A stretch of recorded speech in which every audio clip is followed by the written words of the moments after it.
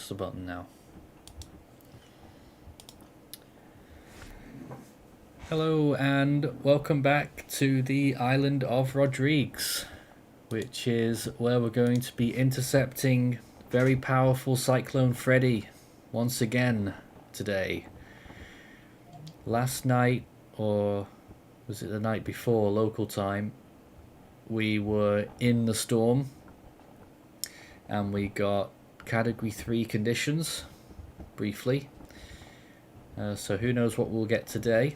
It's just before dawn, so we will be flying into daylight, and by the time we get to Freddy it will be morning and we'll be able to see everything. I'll just get the AI to start us up here and get us pushed back, and then I will take over command on this lovely Cessna Citation CJ4, whatever it is. Another lovely day dawning in Rodrigues, despite being only 500 kilometers from the storm. That will change fairly soon. The temperature here right now is 27 Celsius, pressure of 1010, and we do have sustained winds of 22 knots here on the ground. 20 knots actually. So 20 knot sustained winds here in Rodrigues, gusting at 25. As we begin our pushback. And on board with me right now is our cabin crew, David Vella and Ethan. Hello. Hello. Hi, pilot. Oh dear. Right. What's it doing? So where's our destination? Nathan. Yeah? I've got some personal news to break to you. You're not going to believe this. What? JTWC have just gone with 155 miles per hour for the storm. Oh. So that's something that might be happening. Yeah, that is a turn up for the books, because it was well below that earlier. How do we turn these lights on again? It's these tiles, there we go. Gonna need the lights just for a little bit before we get into the daylight. There we go, it's much better, isn't it? Fantastic. So where's our destination? Well, we're going from Rodrigues into Freddy, and then eventually we'll end up back in Mauritius, where we're going to land later on. We try and make these flights last 3 hours. It's probably only half an hour to the storm from here. Then we'll be in it, and we'll spend a good bit of time in the storm, hopefully. Obviously, why not? And then we'll go back to Mauritius, which is a bit longer flight-wise. Now, oh, there we go. We are moving. Oh, we should have turned left. Oh well, we'll just try and turn right.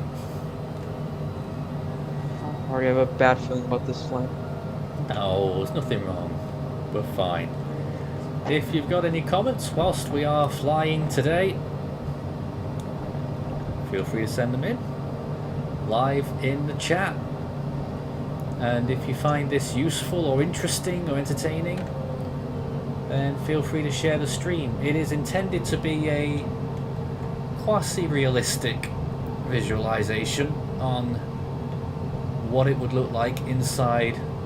Well, let's say it's half realistic in terms of piloting and it's more realistic, not fully but quite realistic, in terms of weather. And we're merging aviation and weather together here. It's a lovely partnership, by the way. And then that's what this is about, with this real world event, of course. Cyclone Freddy, a high-end category 4 right now in the real world. What will we find in the Recon simulation? Cat 2. Well, we found Cat 3 last time, so I'm quite optimistic we'll get higher than that. And we are about to take off. We might get the strongest recorded winds that we've recorded on Flight Sim Recon, who knows? What is the record? I think it was like 122 knots gusts. Well, So, are you already lined up on the runway, Nathan? Yep, we're taking off. There is a lag on the stream, I know. Runway 112. Runway 12. Was it 112? So, oh, whoa, okay. So, Nathan, how many years of flying have you done? What do you mean by that? Or how many hours of flight experience have you had? Oh, I don't know. I first used Flight Simulator in 2009. And the first time I ever thought, oh, well, what? That was close. No. You used the entire runway pretty much. Well, the first time I thought, oh, I'll fly into a hurricane and see if it's there was during Category 5 Hurricane Rick in 2009 in the East Pacific. And I flew out, I remember it well, from Manzanillo. And I flew out to the southwest to intercept Rick. And on Flight Simulator X, there was nothing there.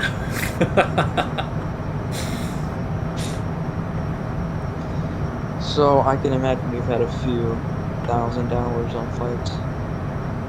It probably is by this point.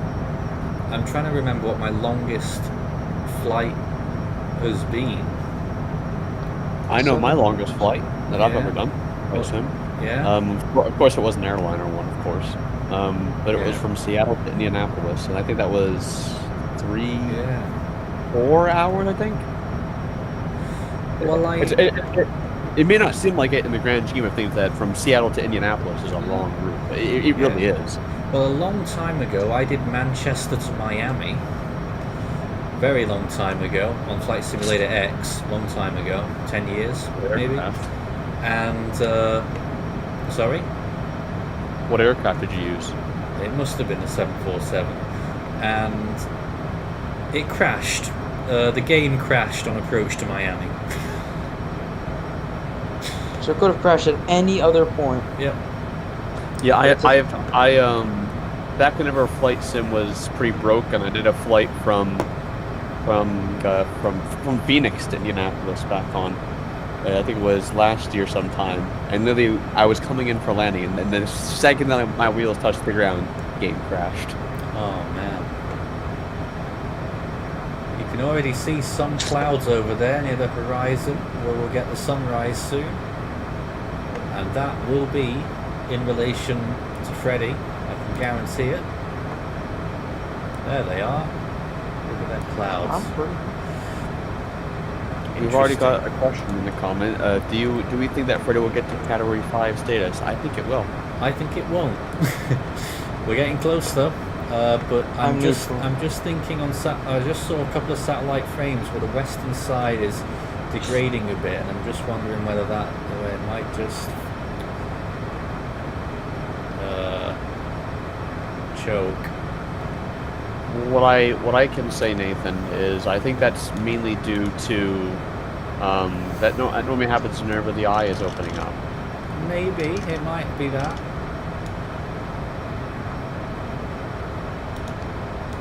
Flight Simulator is so good. Not got anything on the radar yet. Are we really that far away? 300 miles that goes out to. Yeah, I'm looking on imagery. There's hardly there's like a banding cloud, but you're not gonna really encounter like rain until you get to like toward the eye wall. If you're flying due northeast, pretty much. 60 degrees. Onto a waypoint that I've plugged in, and it's pretty much not double, but 1.5 times the distance of that waypoint. And you can see the waypoint on my map down there. Look, it's Padso. It's called. So we go to Padso, and by that point you should be able. Well, we can already see the edge of the storm, but we should be able, and we should be high enough to see. Possibly see the eye from there, depending on how high the CDO is. Hopefully around about 50,000 feet will be above those clouds, but maybe not. Some of them, of course, do go higher than that, especially when we're seeing those cloud tops in the -80s. It might be higher. Still haven't figured out autopilot, by the way. Oh no. Well, it means I have to hand fly the whole time. We did come into a bit of bother last time, didn't we, Ethan? Yeah. But And the look, time before. at least we've got daylight coming up, so we'll be... At least we'll be able to see everything today. I'm Right. very excited to see what wind gusts we'll be seeing. Yes. I think the maximum will be Category 2 to Category 3. Yes. I'm optimistic that we might see the highest ever Recon winds that I've captured on here. I'm still trying to remember what is the high. I think it was about 105 knots. 106 I think it was actually. That was my highest sustained wind I ever recorded, and I think that was in one of the typhoons last year. And if I remember right, I think it was gusting to 127, so every chance that it'll be higher than that on today's flight.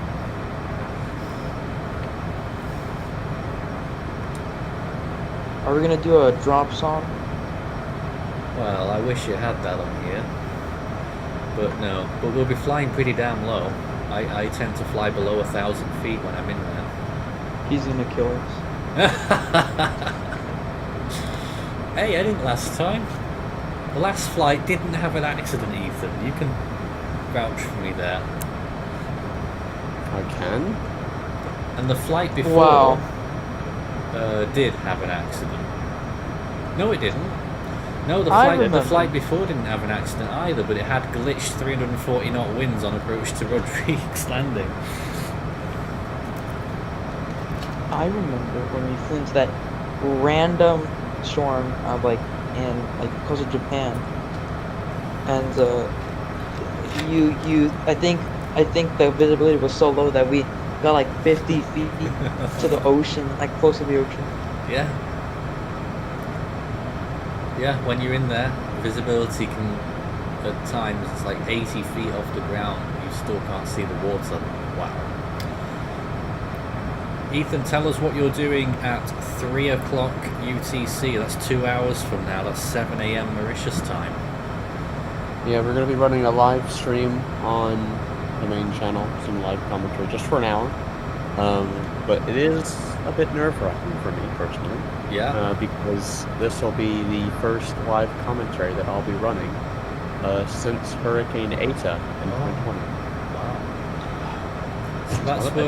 That's where the big boys are playing tonight. This is the Small Fry Flight Sim, and Ethan's running the main event, which of course is a serious full update and discussion on Freddy. 7 a.m. Mauritius.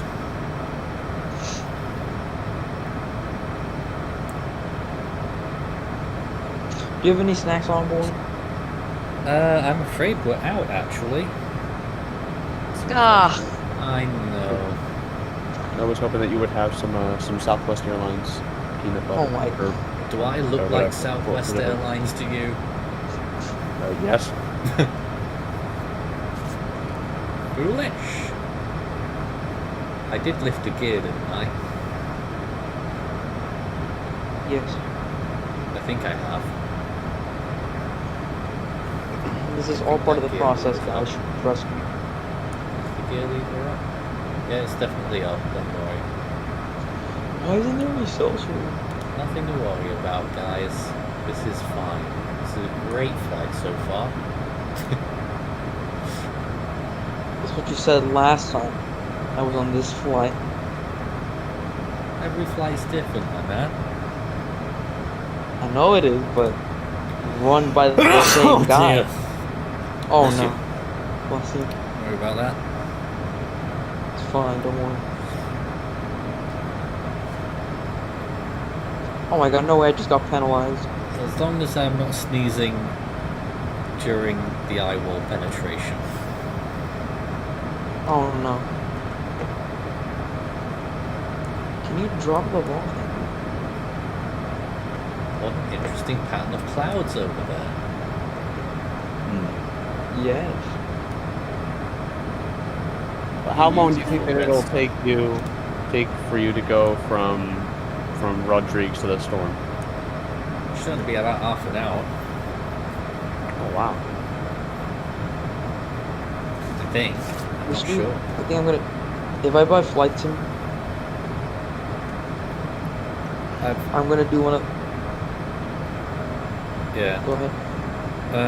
I've been streaming for what, 15 minutes, so in 15 minutes we're about a quarter of the way there, so. But that includes taking off in the first place and the fact that we get faster as we get higher, so.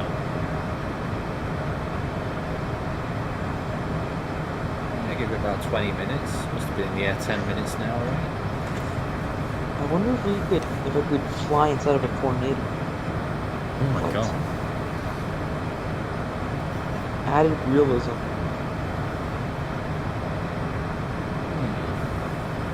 Like on flight and like during severe weather, like a moderate risk, and then on flight, They just don't work. Resolution and then I just approach. isn't there.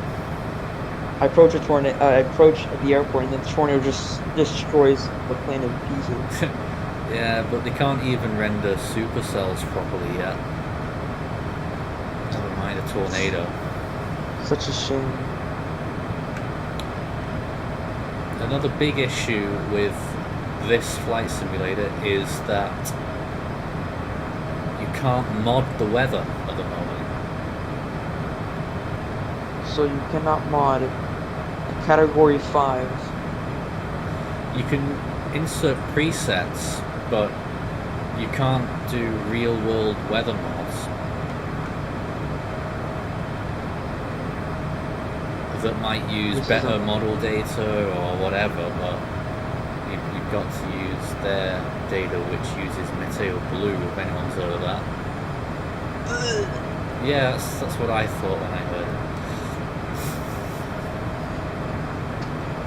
Well, Microsoft is that desperate.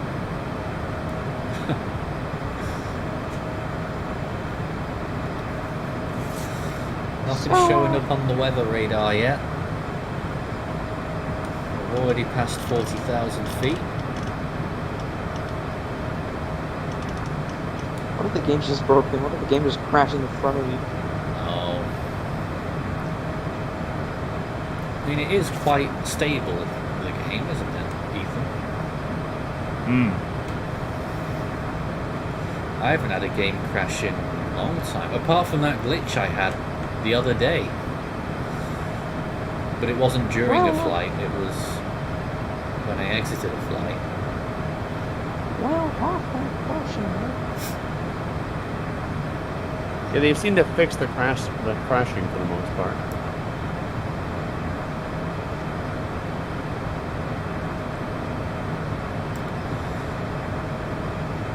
So we're getting quite close to these cirrus clouds now. Traffic. And some of them on the right hand side are sunlit, so we must be very close to sunrise here. Yo, smash the like button. On our left hand side you can see more of that cirrus. Low cloud down there as well. 42,000 feet.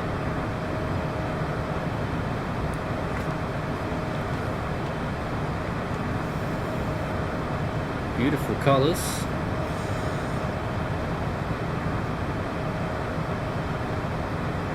Ah, first sliver of green there on the radar. Excellent. Progress. It certainly is. We will rebuild.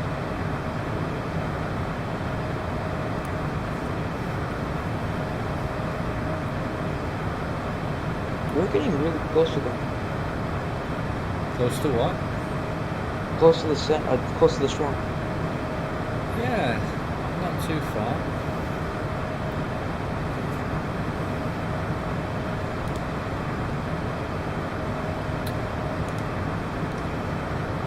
So once again, we regard this really as a faithful recreation. It's not supposed to be fully accurate. You always got to do that disclaimer, particularly when it's a big deal, which it really is at this point in the storm's life. If you want the real up-to-the-minute information and more useful commentary on the storm itself, you can tune in to the Force 13 main stream in just over an hour and a half at 7 AM Mauritius time. We'll still be flying at that point, so might have both on at the same time maybe. But I imagine we'll probably be starting to fly back by the time they go on the air. I don't know, unless you can stall for long enough. You want me to? Sure. The only limitation really is when I go to bed. Which, you know, I mean... You could pull him over. Yes.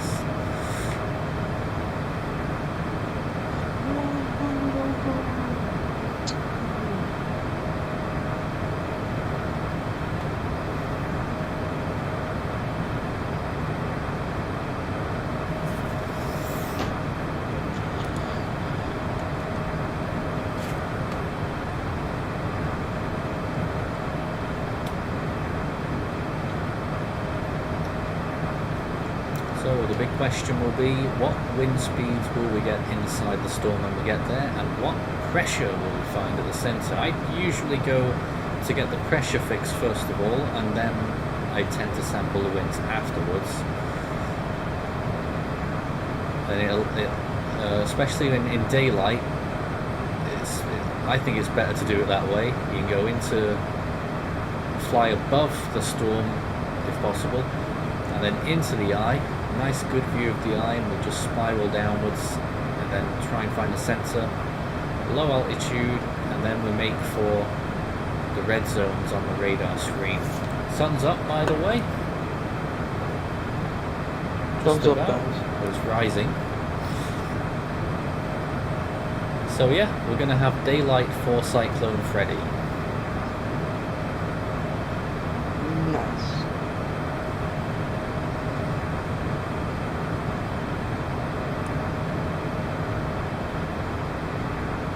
I don't think a tiny bit of the sun will provide that much illumination and shadow, but there we go.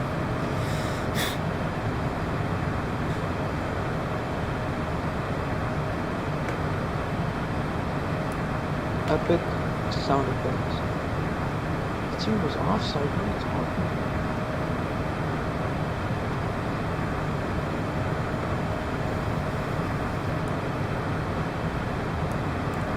Radar showing up a few more little signatures.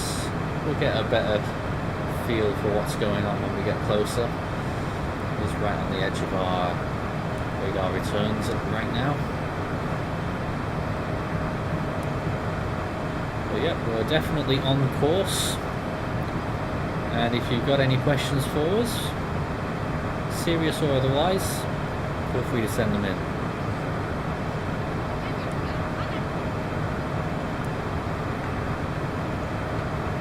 Looks like my self-service came back.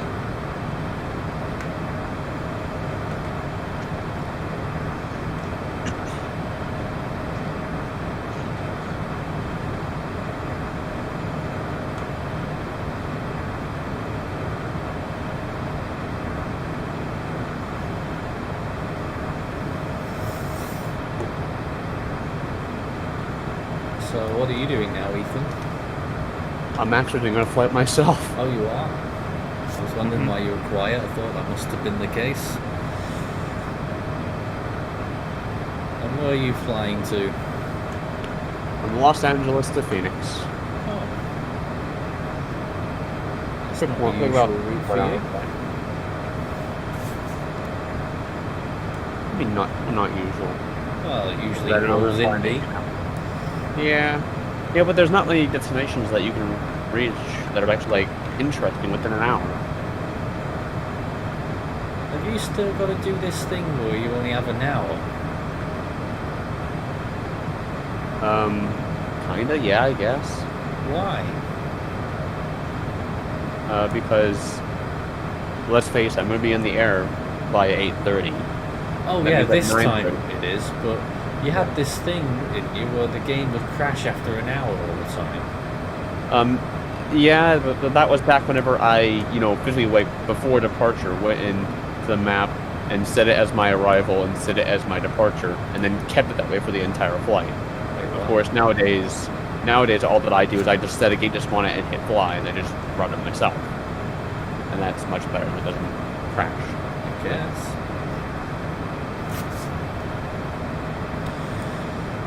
Right then, that might be the eye there on the right hand side, just right of our course. Early days, can't tell for sure, but it looks like that might be the eye there.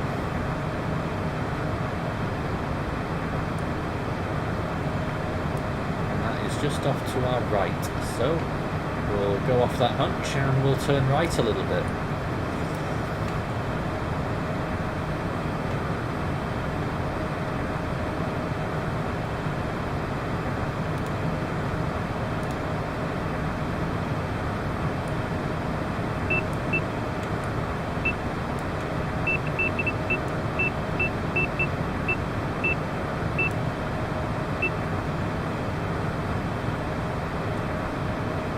So what do you make of Freddy's landfall in Madagascar, Nathan? What do you think it'll be?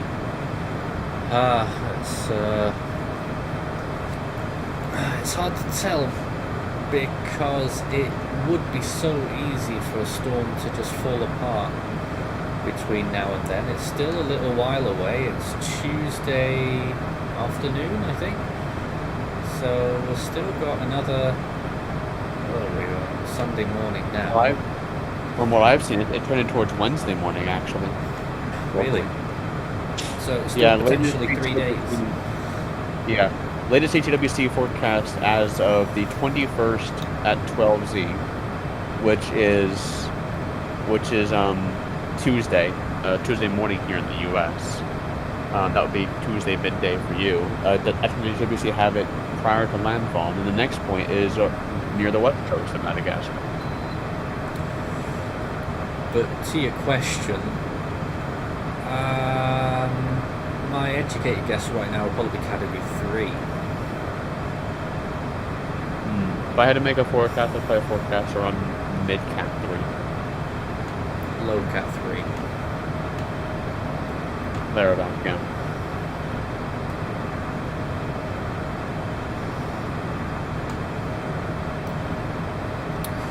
Yeah, it looks like that is the eye on the radar there. It's looking pretty convincing at this point, and there's plenty of red zones down there, my goodness. So this was going to certainly get interesting in one way or another. But first we'll attempt to overfly the eye wall and drop down into the eye, circle round, get the central pressure, and then not sure which quadrant we'll try first, but at the moment it looks... No, I couldn't possibly say which one looks worst just yet.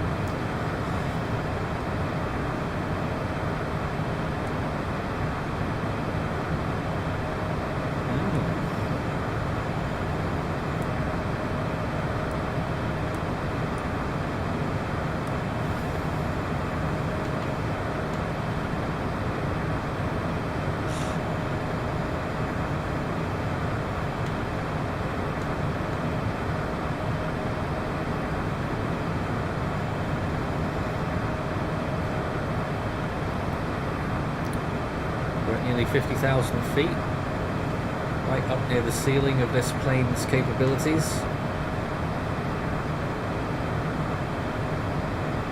And I would estimate that some of those cloud tops ahead of us, yeah, they're probably at our height. If not, maybe just a little bit higher. So that is to be expected when you've got minus 80 something cloud tops that this storm has.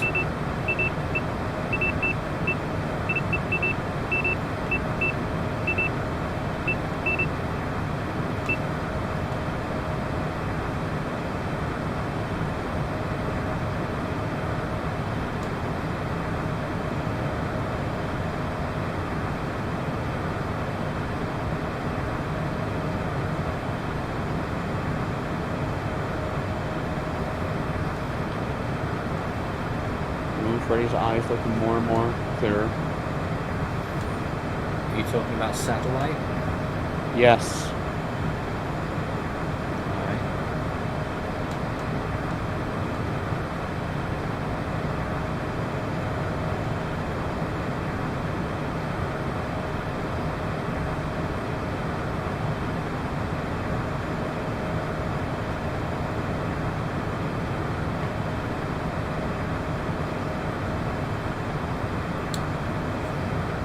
So we are still 200 miles from the eye, even though we can see it on radar. At this speed and altitude would make up 200 miles in about...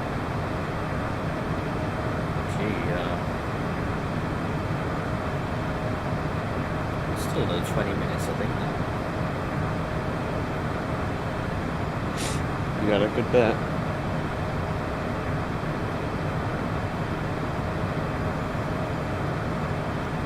Oh, and there can be familiar warning alarms in my cockpit. Oh, yes. Yeah.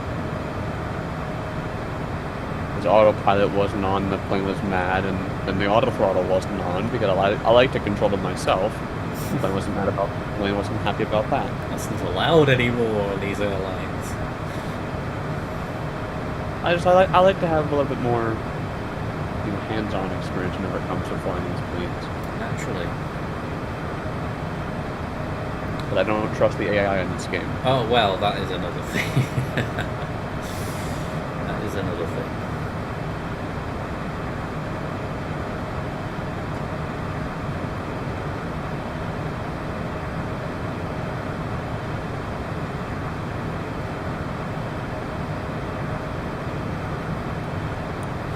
Close up on that radar there.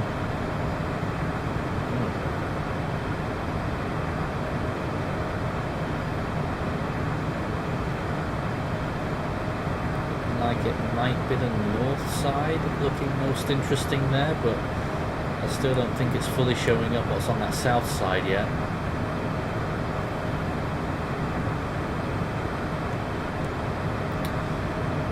This is Force 13 Extra Live, a simulated but faithful flight into Cyclone Freddy, a recreation that we hope would pass as believable. We'll be getting observations inside the storm. Whether they're believable or not, that's up to the simulator. But once again, if you want the real stuff, the main Force 13 channel. Tropical Weather Bulletin went out an hour ago, and they will be going live with Ethan at 3 AM UTC. That's an hour and a half from now. That's 7 AM Mauritius time.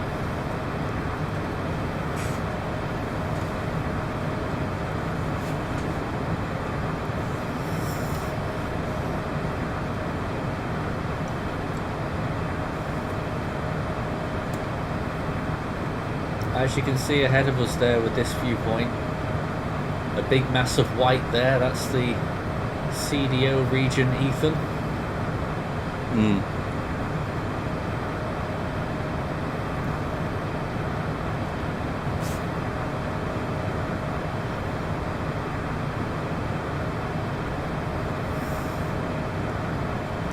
And in 150 miles you'll see the eye. In fact, I think that might be the eye over there. That might be the eye. Although it should be dead ahead of us. If that is the eye, it looks like it's a bit off to the right, which would be interesting. Doesn't fully line up with the radar, what we're getting.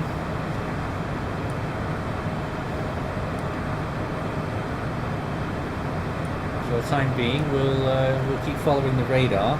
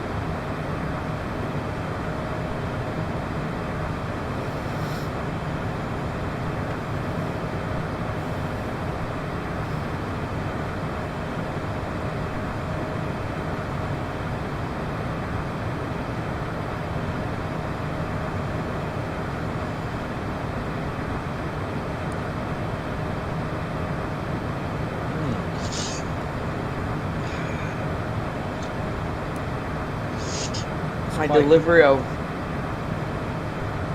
Oh, sorry. Go ahead. I was just going to say it's getting quite clear where the eye is on radar here. A big red circle looks pretty nasty. Ooh. I guess someone ordered wings for the plane because I have some wings.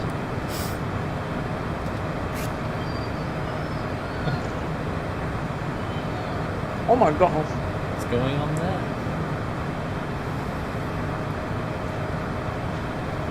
A war zone.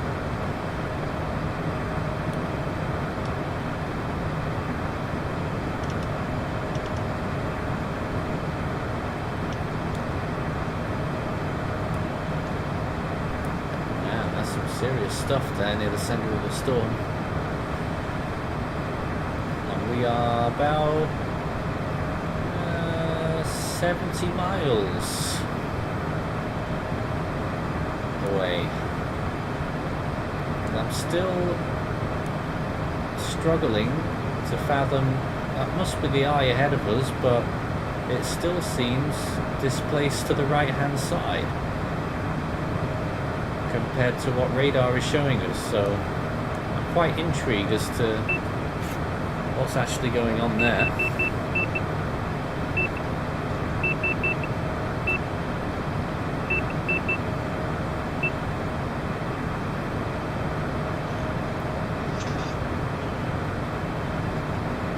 Go back to swarm tracking to the...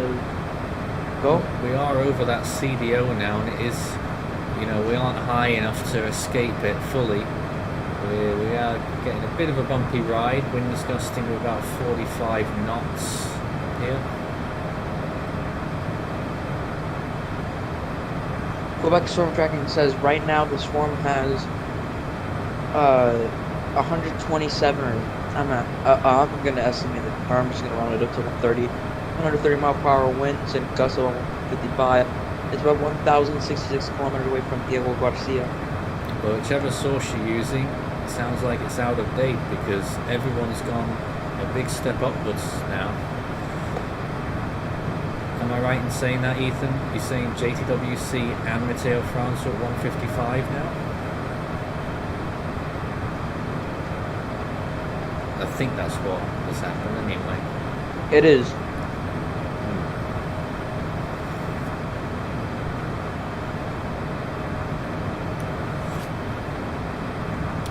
Right, I'm back now. Oh, there you are. I just got away for a second, sorry. No problem. Well, I'm happy to report that I'm at 10,000 feet now, climbing out of Los Angeles. Nice work. Running a bit behind schedule, though. We are... It's the altimeter is indicating 52,000 there, but I think we're more around 54,000. Really flying this plane as high as we can. It's only supposed to get to 45,000. We ignored that. And the question there, how close are we to the eye? It looks like it's breaking up on radar just now. But that's definitely the storm in its eye. And it can only be 50 to 60 miles away now. And at this speed, that's like... How quick is that? It's probably about 5 minutes. Or 10 minutes. And then we'll start to drop down.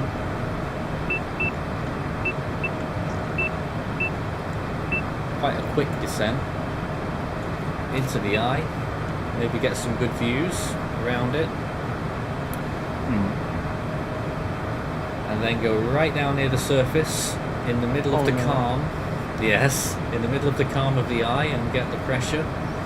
And then stay near the surface as we go and sample some of the eyeball winds.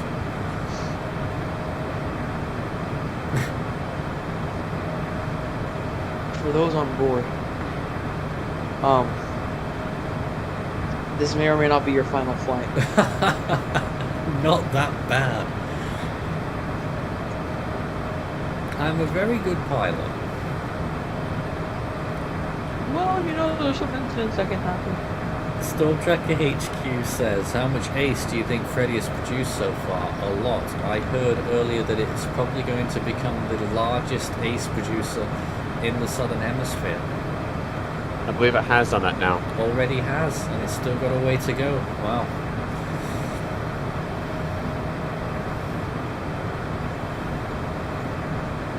And I think originally models had this being really weak and carving out to Australia near Perth. Yes, that's right. Wow.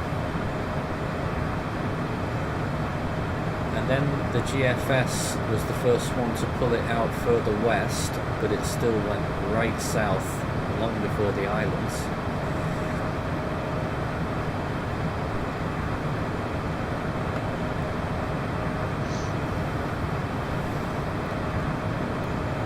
Ah, I was unsighted there. Well, there's an eye. Very intriguing how it really is not what the radar says. The radar eye is in the clouds. That's peculiar. That's very peculiar. The eye itself is displaced to the south a little bit. Really interesting. Oh no. I don't know actually, maybe there is a gap down there underneath us, so maybe in fact, perhaps the eye is open to the south side. And why is this plane trying so hard to bank left? I don't know. Oh, come on. Oh no. Flight simulator has crashed. It's because we're getting buffeted by strong winds, that's why. I just wanted to bank left. So slow down the engines a little bit there to avoid the overspeed warning, which is what we're currently hearing. You guys should pray for your lives. Oh, we're fine. Only slightly in overspeed, we're alright. And we're out of it again. Whoa, what the hell? Oh no. The plane didn't like that, clearly. I hope you didn't snap your neck there. Right then, it's time to descend, I think. I felt my meal jump up and down.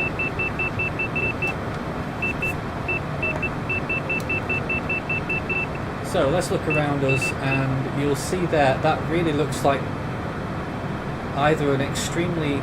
No, it's closed there on that far side, but it's a very elongated eye, but it really looks, according to the radar, that the centre is right on this side. So we're going to go down and investigate now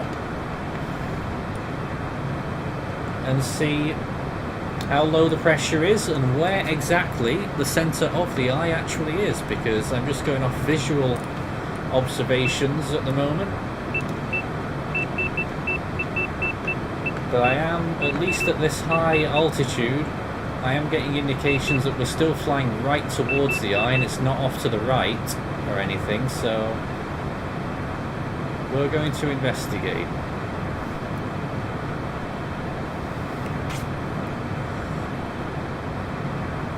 I'm trying to get our speed down a bit here so that we can descend properly.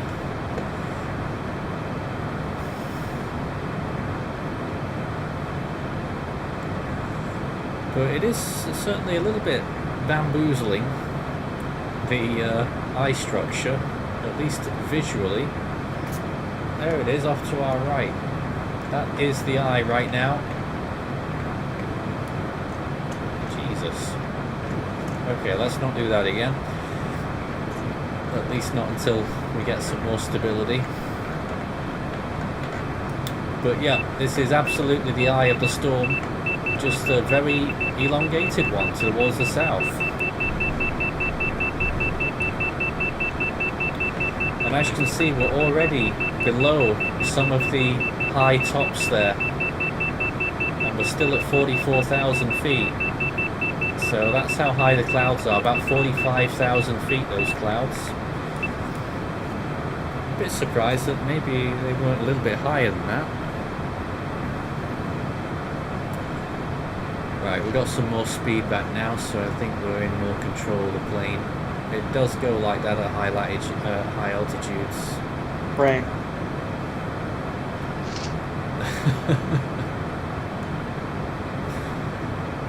And actually, I am now getting indications that the centre of the eye is probably... is that to our north? Yes. I'm not sure. I think I'm getting indications it's to our north, which is to our left. It just looks to me as though that's just the edge of the eye, and the rest of the eye really is over there on the right hand side to the south. Interesting, once again. We'll get to the bottom of this.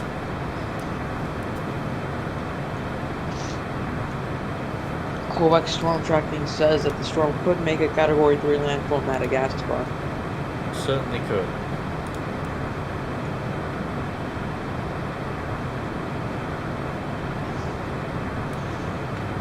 It'll be at least a Category 2 whenever it gets there.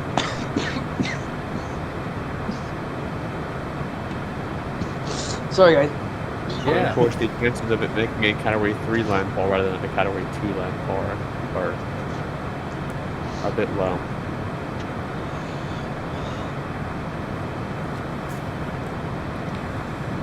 I'm getting indications that the centre of the eye is this way, but it just looks to me as though we're entering more clouds.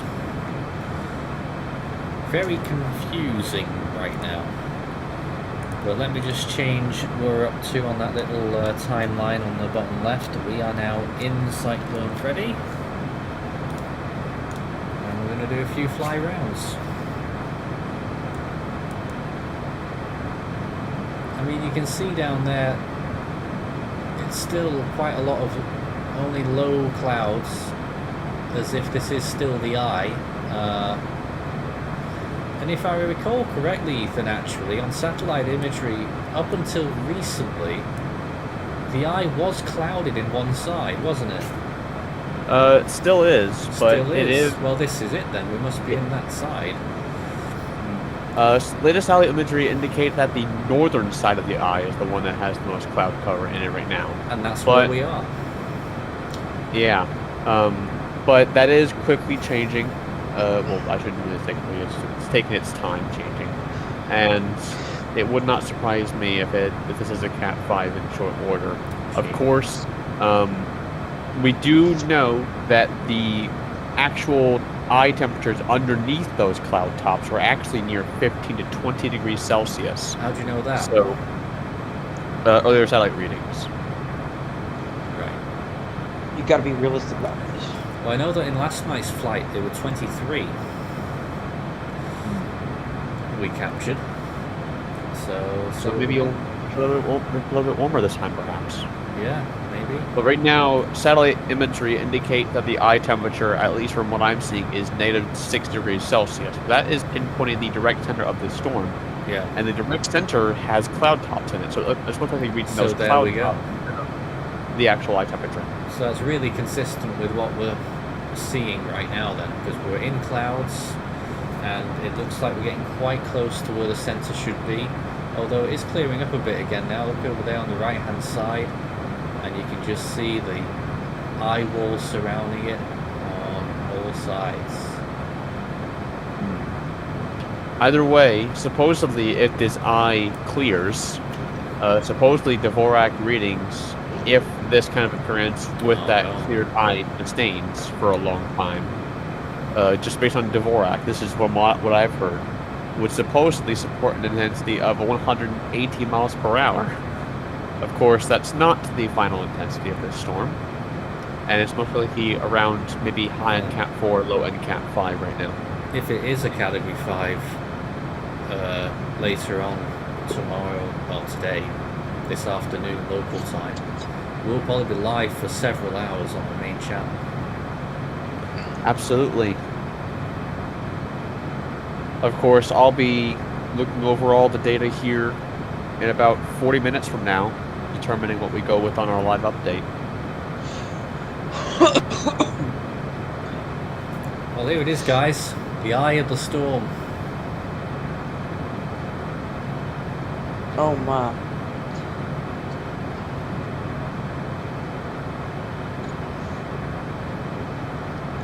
The open section of the eye, open to the cloud top, open to the sky, that is. The clear part of the eye. Well, that is right in front of us, a panoramic view of it here.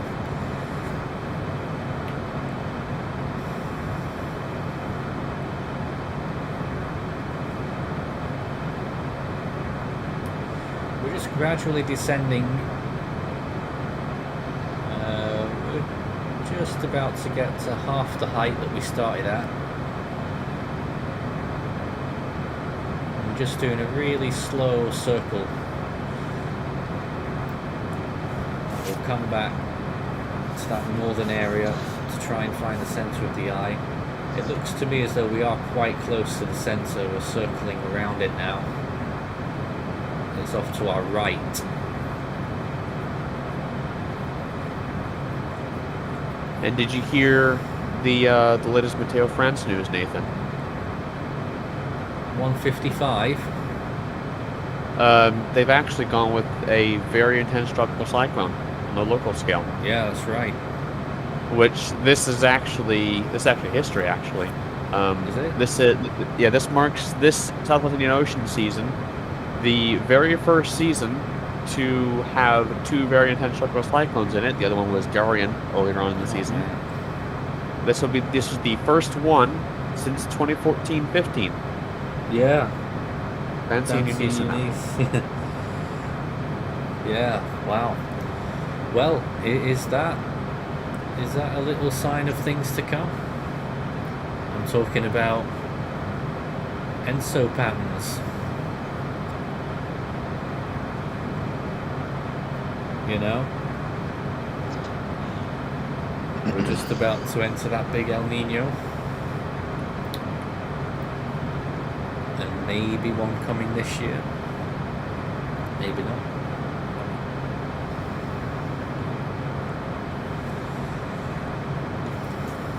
24,000 feet, and we're continuing to drop. The current temperature here is -9. Of course, as we get closer to the ground, that temperature will rise, and it is rising all the time right now as we continue to drop.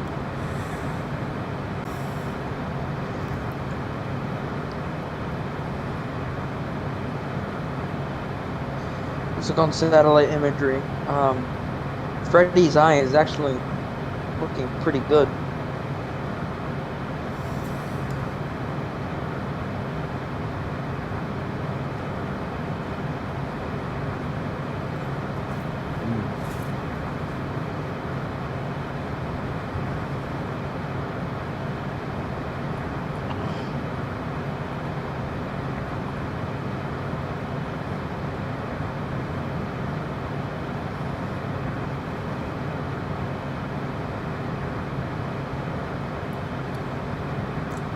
Well, Ethan, I'm already starting to get little indications of what the pressure on the ground might be, and I think we might be seeing the pressure being higher than it was last night. Oh. Last flight, how long ago was that? Just about 30 hours ago, I think it was. We got a pressure of 976.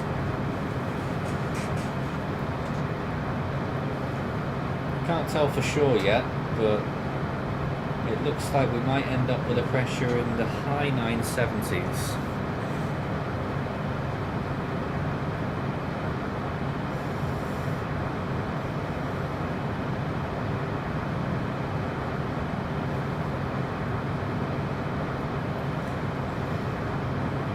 We're still gradually descending here at 2,000 feet per minute. Might look a bit slow, but we are making a lot of progress here. Just started at a very high altitude, and eventually we'll get sucked into some of these lower clouds I doubt very many of these little cumulus clouds here will contain strong winds. There are a few red signatures there on the radar. I think that's going to be those taller ones over there. You would at least assume that much.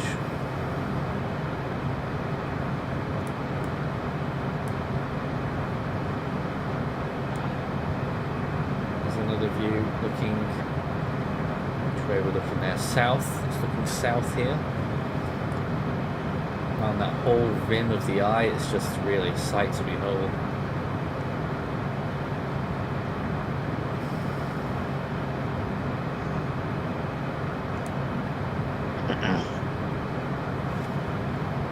It's quite impressive how long the storm has been at Category 4 status, though, Nathan.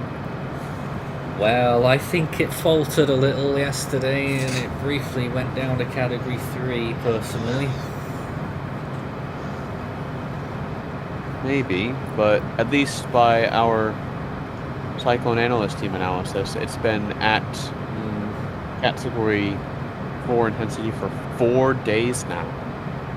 4 days. But the CAT team are optimistic, to say the least. Maybe a little bit.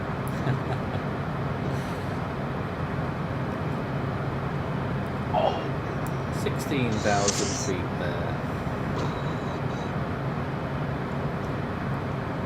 And we are just circling the centre of the eye, which is somewhere on our right down there. Pretty soon you'll see the ocean. Can't really see it yet because of all the clouds, but once you do see it, we're near the centre of the eye, so it'll be really calm.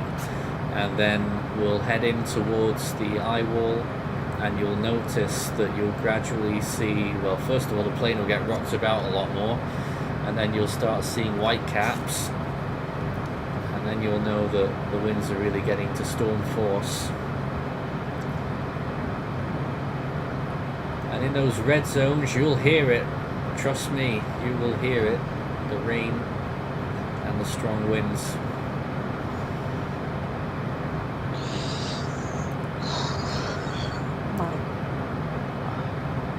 Only 1 hour until our live stream begins. Yep, that's the Force 13 main channel, running an update with commentary on the storm itself. If you are looking for information, then that is the best place to be in an hour's time.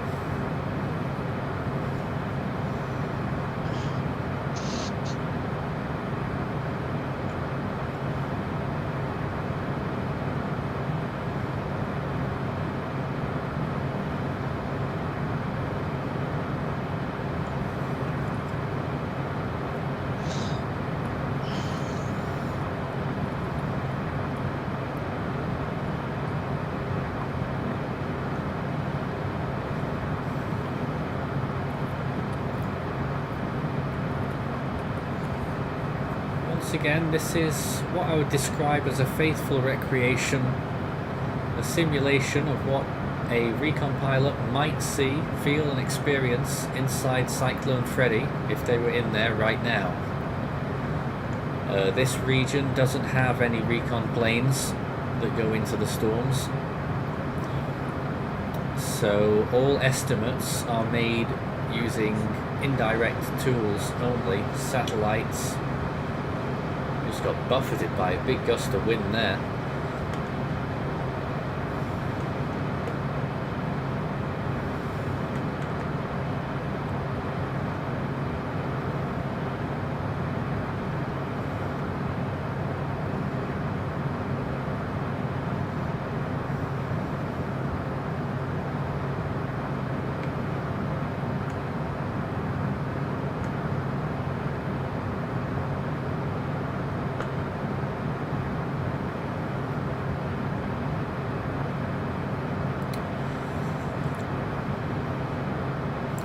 Entering some of those clouds shortly, I think.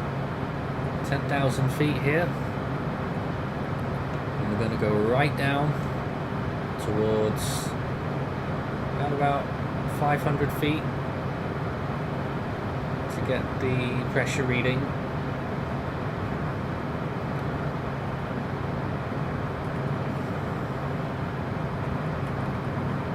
look at this now, it's getting pretty turbulent. Not even in the clouds yet.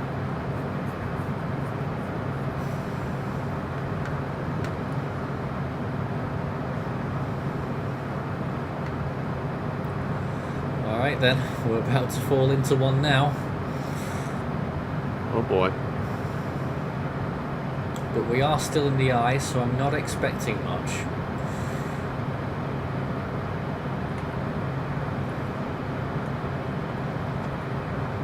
It's quite turbulent though. We're getting gusts in this cloud of 63 knots near hurricane force. This is still in the eye. We're really getting thrown upwards here. A lot of updrafts.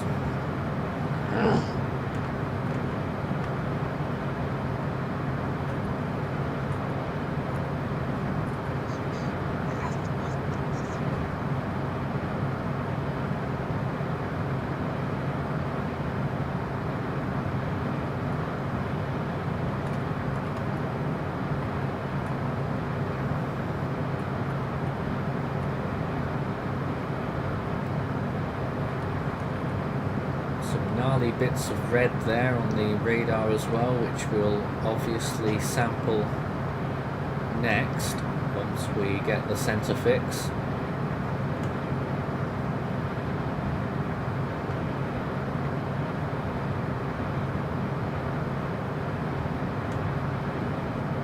Hello everyone.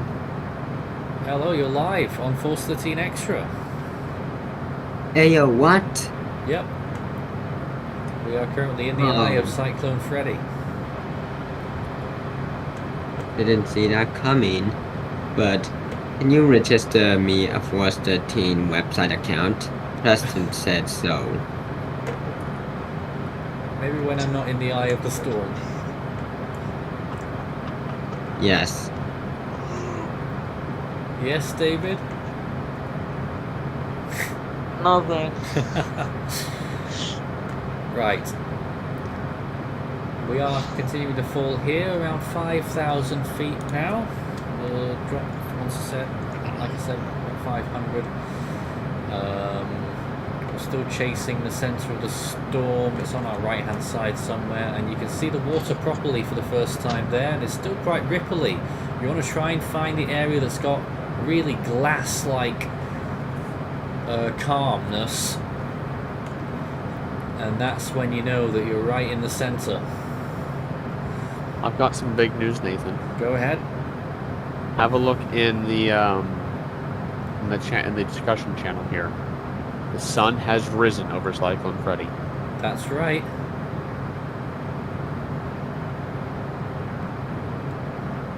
Impressive images already coming out. Well, it's 6:04 a.m. in Mauritius time. And if there's really impressive images, they'll probably end up on the Force 13 Twitter handle. I'll advertise the live stream in the website. But I can say the clouds in the eye have all but gone now. The eye temperature has jumped, solid indicated, from -5 degrees Celsius straight up to 2 degrees Celsius.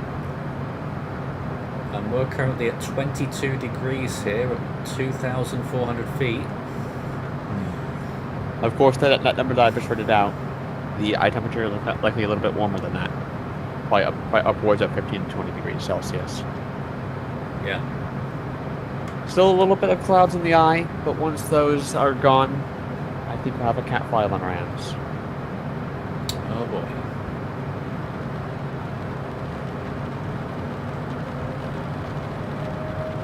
Now, it has to be said, if you actually do find a Category 5 in Flight Simulator, now that's something to behold. That would be a 5.5. Yes, that was... We are looking for that glassy calmness. You can see the ripples getting a little bit smaller there, so we are close. But where exactly is it? I'm still led to believe that the center is on our right hand side. Let's try and make a really tight turn to try and intercept it now. Yep, we're getting winds only of 4 knots sustained here. We're close, definitely.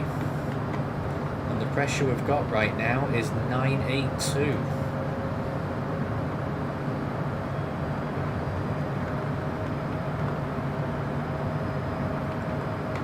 Here we are right near the centre now.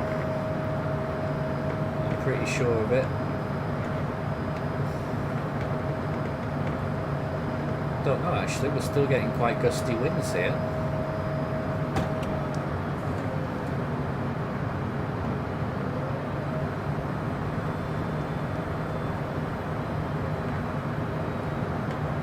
Unless I've already gone past it. Perhaps I have. I'm a little confused now. Yeah, pressure's going up. We've gone past it. I don't know how that happened. Let's do a sharp turn to the left and go back and hunt for the eye again. The centre. But yeah, it looks like it's not going to be much lower than 982, which is obviously not very accurate.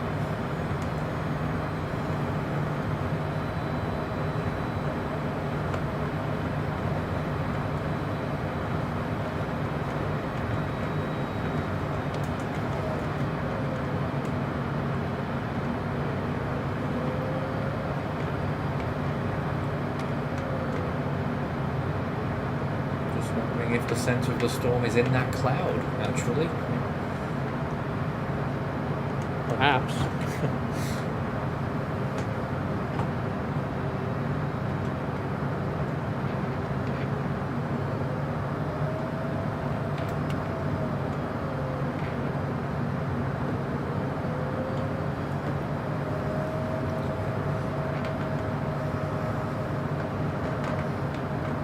Yep, it's this way, definitely.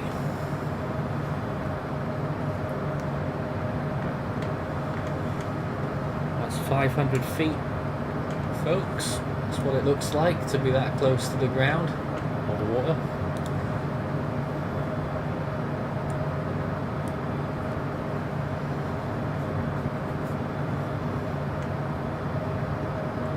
Winds down to 7 knots. Well, can you wait for the stream? Down to 4 knots. This must be the centre right here. Down to 2 knots. 1 knot. 0.8. That was very close. 0.2 just then. That was very close to the centre pass. Perfect centre pass, pretty much. At 982, Ethan. That's way too higher than what it ought to be. Yeah. Now we're in the rain. I think we're straight into a red zone here, actually.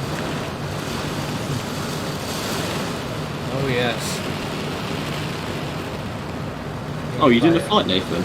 We are live on the air, yes. Welcome. Ah. Okay. Oh, yeah. I'm gonna ask Nathan to rate that. Wait. Because Nathan knows only the best. So... oh, that. So we're being hit by a big area now of heavy rain. We're not getting that strong winds because we're still in the eye, but we are still getting gusts right now to 35 knots. We're being slammed by this nasty weather. Any crosswinds? Yeah, they are crosswinds.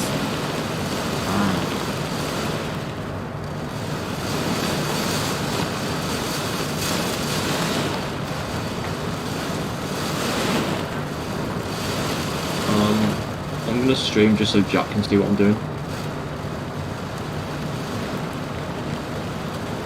But I'll be looking at your flight on the oxygen.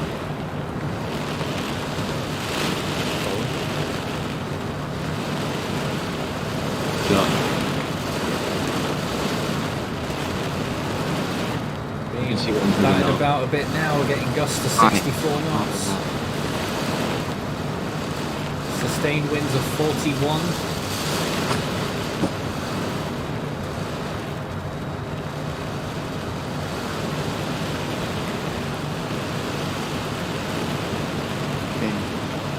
Oh, it's getting a bit shaky.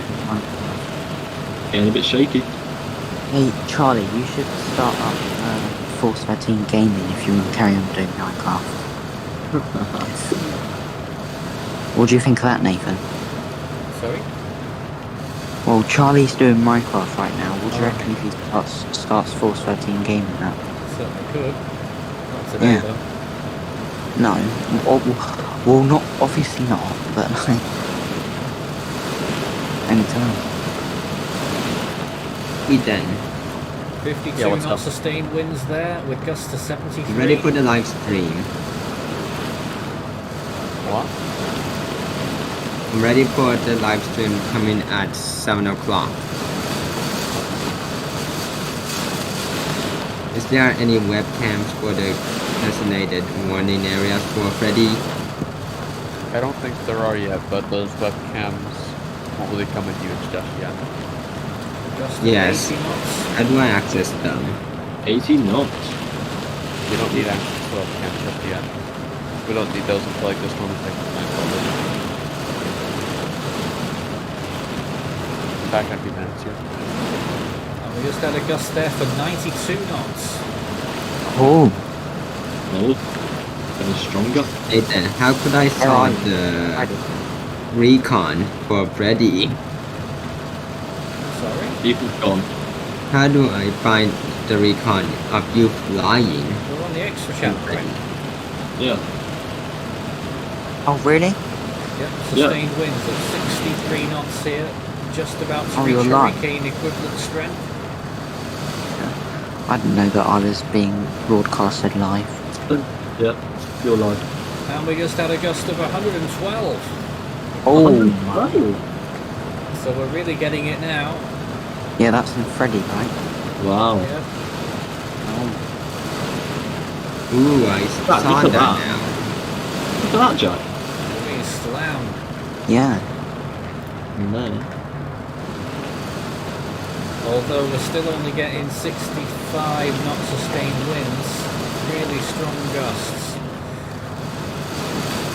Also, Nathan, is the Microsoft Flight Oh, no. Simulator provides the real-time weather? Yep. Can you wake up as early as you can? Because I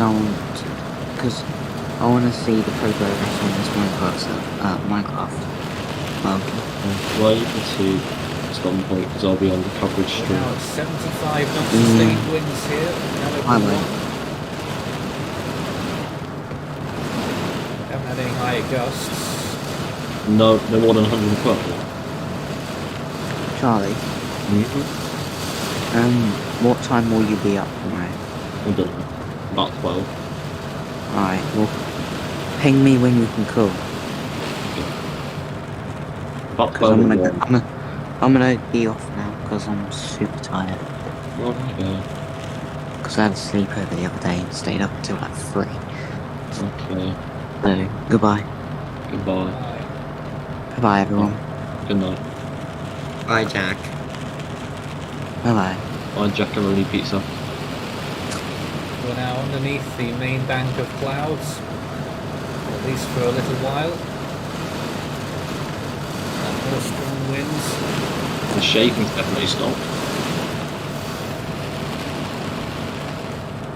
We're still in some red zones here. We didn't get any stronger winds that time, but we got sustained winds of 75 knots, and we found a gust of 112.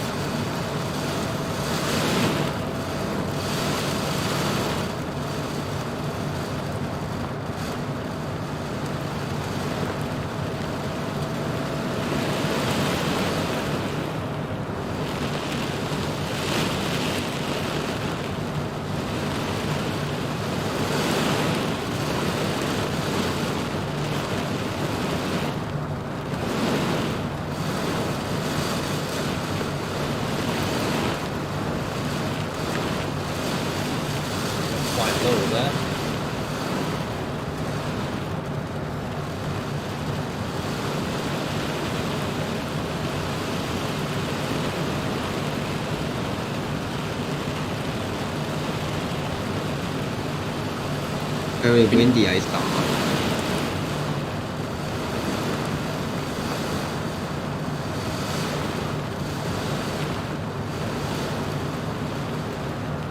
And now into code red, y'all. Code red. We have to be serious. We have to be serious. Well, of course you do. Have you seen that there?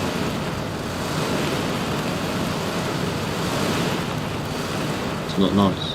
We were getting strong gusts, but not as much as we were getting. Sustained winds are down into the 50s now, actually, and we're coming out of this rain, as you can see. So let's turn left and head for that next red zone. Head to the next section of rain. Pressure here is 989, so that's Oh, how far my. we are from the centre now. 989. In the centre we got 982. We're still getting strong winds out here as well. In fact, we are getting wind gusts of 75 again there, briefly. In a small red zone. More gusts our way, but still in the category 1 range.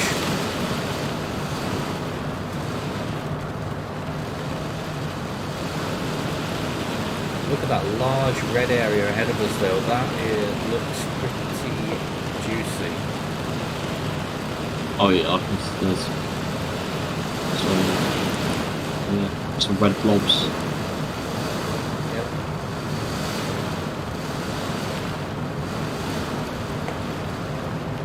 Sustained winds of 76 there, it's a new maximum, although we are ascending a little bit, so just trying to get back down again. Back into a bit of visibility before we hit this big red area here just ahead. And you can see the white caps out on the sea there now as well. Indication of at the very least gale force winds, usually. Both sides.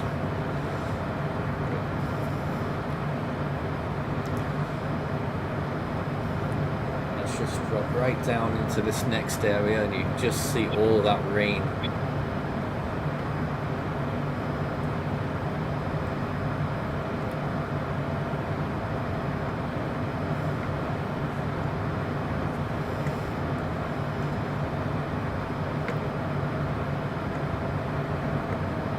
Oh, are you in the eye now? Oh. I think we've been in the eye the whole time. There's not really? much of an eye wall, it would appear. Just big areas Yeah, I of... don't see any eye wall. Well, I do, but like, not too bad. Okay, we're going headlong into this one then. It's not more of a wall, it's more of just a pylon. A bit fast.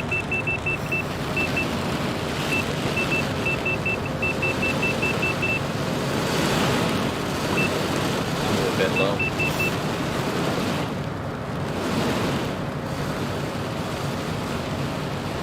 Getting high gusts again now, just got 98 there, 100, 103. And now we're getting sustained winds of 77 knots.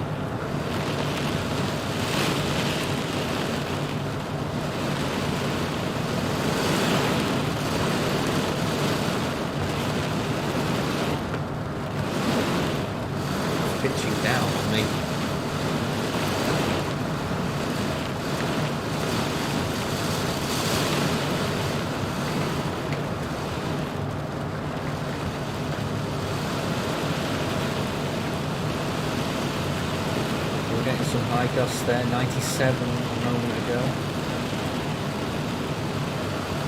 It's got 101 there, 102, 103, 105, 106. Ooh. And sustained winds still about 75 knots though. So we've only found category 1 winds so far. With some really strong gusts. The maximum we've seen so far, 112. And we've just got there 80 knot sustained winds. That's high end category 1.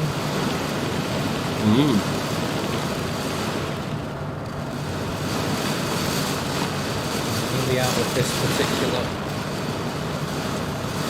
red spot.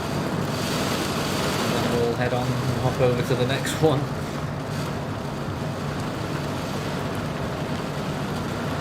Pressure's up to 995 now, so quite a way away from the centre of the storm.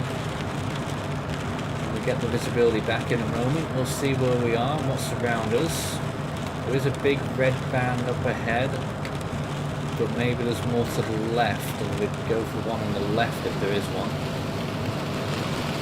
Considering that that's closer to the eye. So I don't know, we'll have to see what it looks like. Oh, there we are, we're out.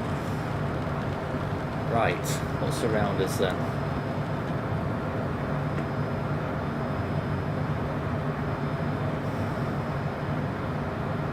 Not much it would seem.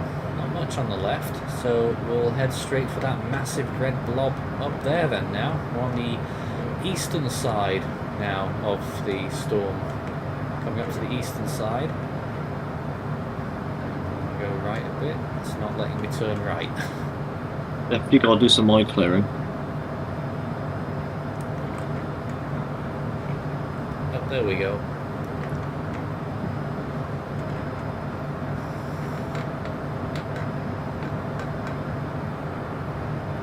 You can say that for sure. What's that? Definitely gotta do some eye clearing. Freddy's got.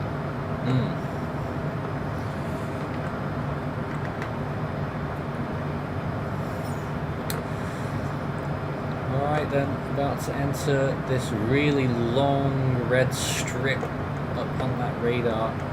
It could get pretty nasty in this one, because we're headed back towards the eye just a little bit to intercept this big red chunk.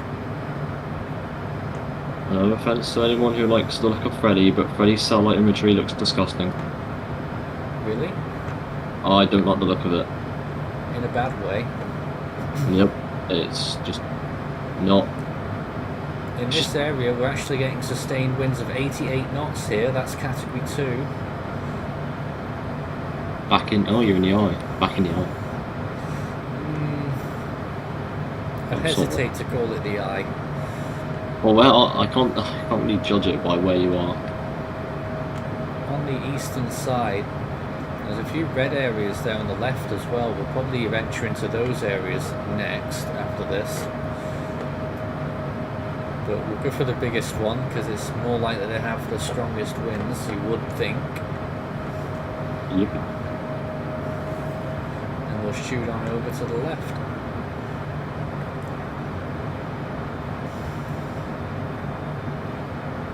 Yeah, we're still getting some strong winds and wind gusts here to 101, 103.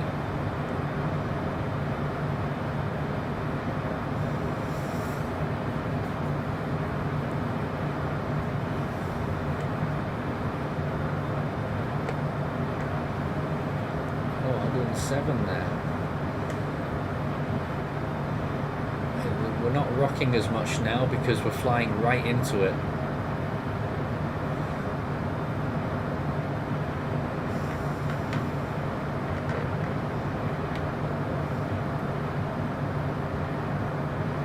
But yeah, just then a wind, sustained wind of 88 knots. That's just over 100 miles an hour.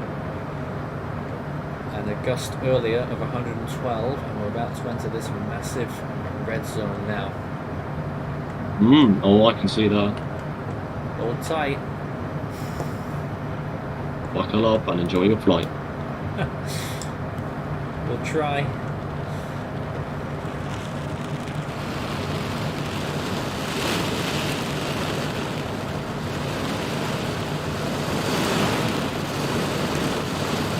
Might as well rename the thing just Nathan and Johnny talk about flight and Nathan flying a plane. Maybe. Whoa, we're really sinking here. Don't go up out of that. Really get that strong winds there. What'd you get? What reading? Oh, here we go, we're getting some more now. 103 gusts there.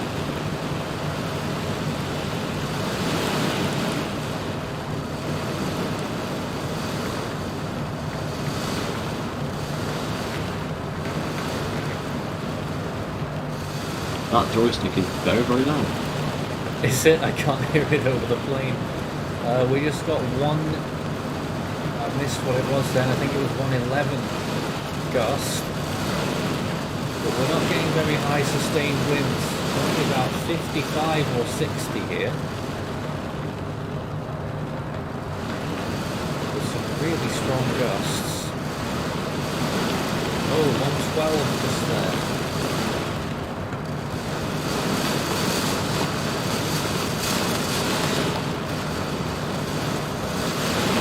13, that's a new high.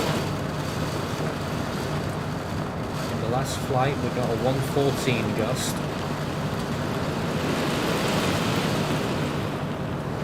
That's sustained winds of 80 there.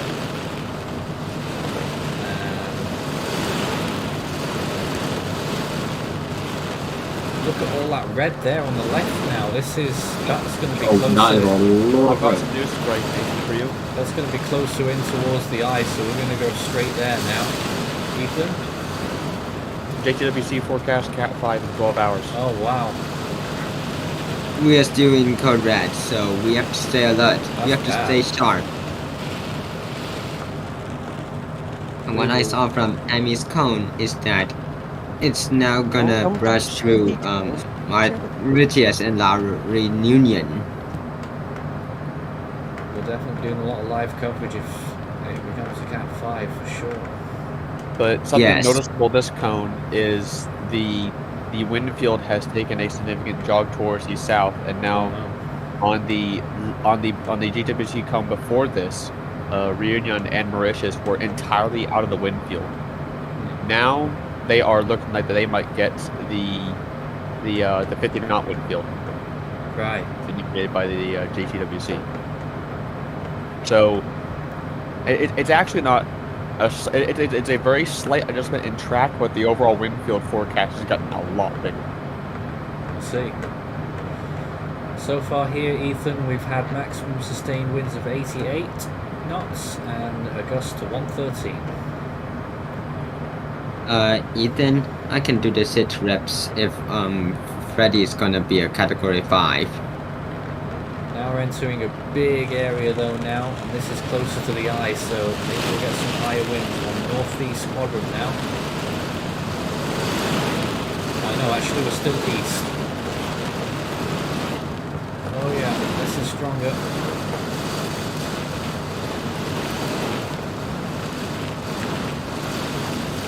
Yeah, going right up. Red.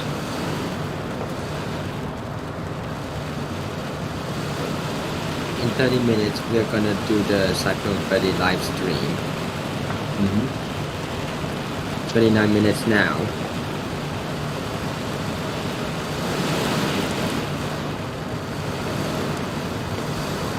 Charlie, you going to live stream now?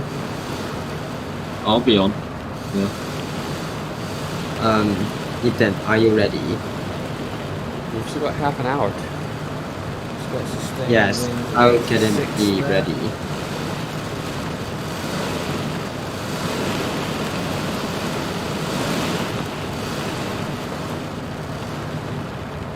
Really heavy rainfall at times.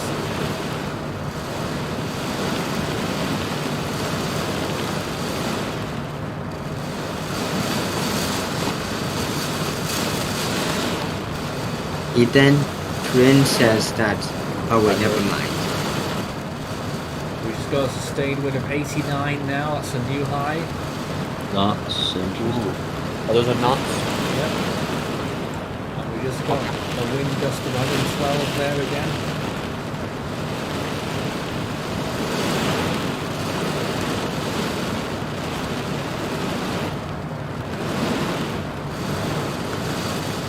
This is particularly turbulent, this area. Most turbulence we've had so far, even though it's not quite the highest winds.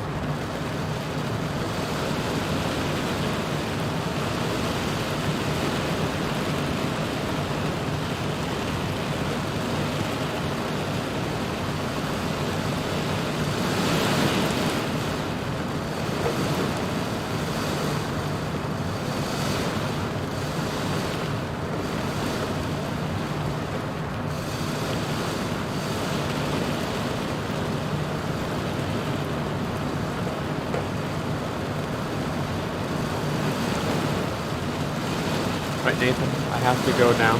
Best of luck to you in your flight. Same. I gotta go now. Going to the green room to get ready. See ya later. So the Force 13 main channel are going to be live in just less than half an hour. And I'll also be there too. Yep, and you can watch them on the main channel when they start up. They'll have the very latest on the storm. Watches and warnings, question and answers, and general discussion about Freddy and any developing news. Plenty of satellite imagery, that's for sure.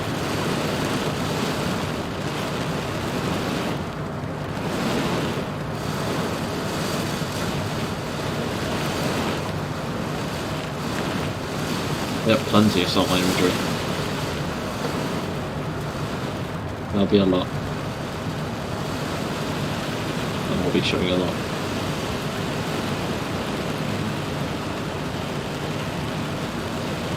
I'm not last on my left.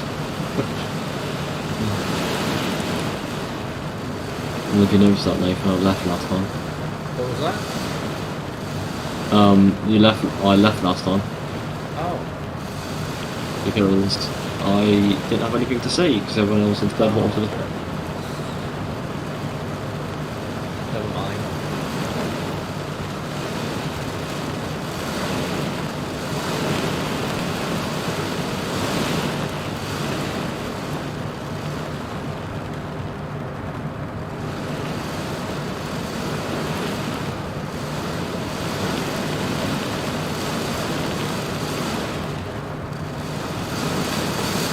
Have you gone through that red area? Pretty much.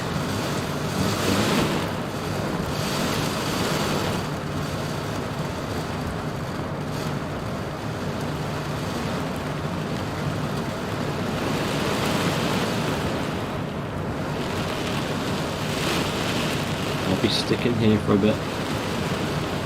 Yeah. Keeping you company. What's that? Keeping you company. So you've only got the chat and the flight. Oh, and yourself.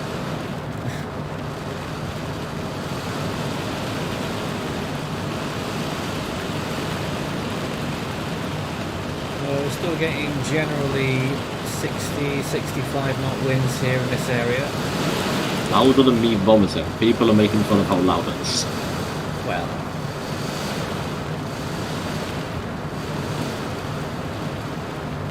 there we are, we're out the other end.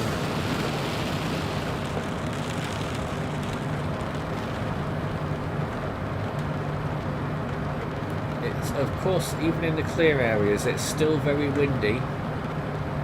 It's just that in the cloudy areas... Oh, I accidentally pressed the pause button. Oh, well, The that's. immersion killer. Sorry about that. It would all be emerging. But in the clouds, you usually get a little bit higher winds and more turbulence there as well. We're going to head for our next area now, which is dead ahead of us. we're still going along. Well, in fact, we're going back towards the centre of the storm here. And I think, therefore, we must, I assume, be heading towards the western... Yeah, look at that up ahead there. That's got to be the western... west-northwest eye wall. That's what we're heading towards now. If you look to the right-hand side, you can see the northern eye wall over there. Doesn't look like it's up so much on radar, though. And if you look the other way, well, you can't quite see the rim of the eye looking south, but it will be there somewhere. But the northern one's definitely there. I should if you just...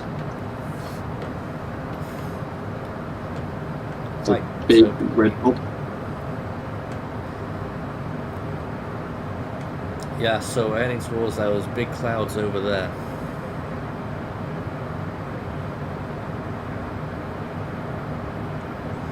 Look at that eye wall. The big cloud tops.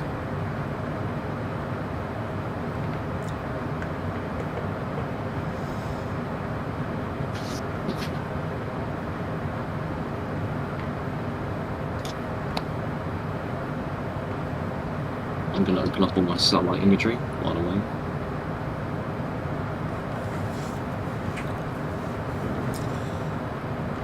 Let's get a little bit more speed up so we get there a bit faster.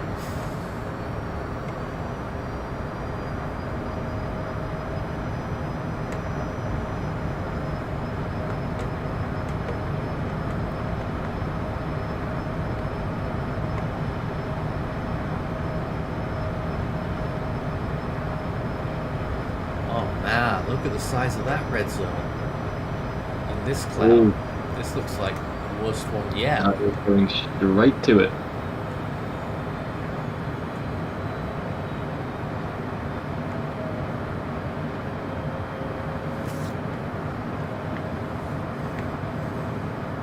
Man.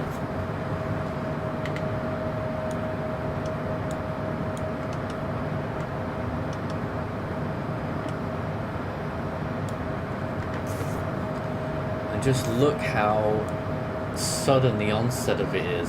Oh man.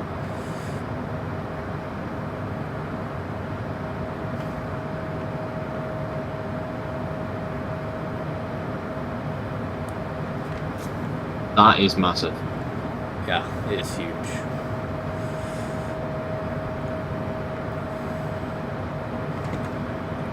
Sea's quite calm here. We're not far from the centre of the eye again.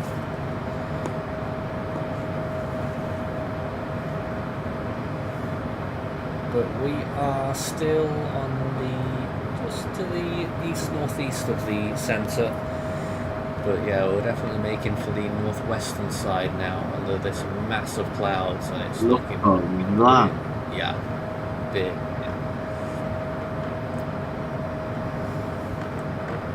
I wonder what reading you're gonna get here. It's hard to tell. You just don't know what you're gonna get. Yeah. Not a surprise about it.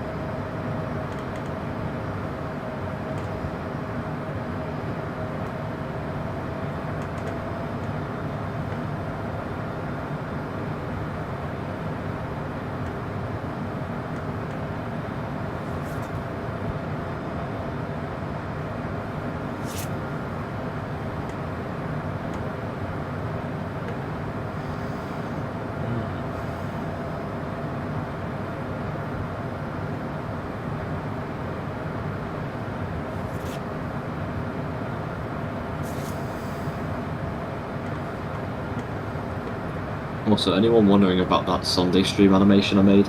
I'll be releasing Oh, early God. March. Yes. Early March, that's when it's coming in.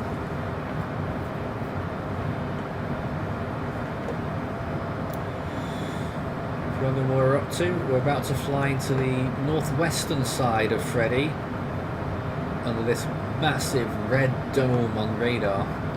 So far, the maximum winds we've found have been 88 knots with the highest gust of 113. That would correlate to a Category 2 storm of course, this isn't likely to be fully realistic.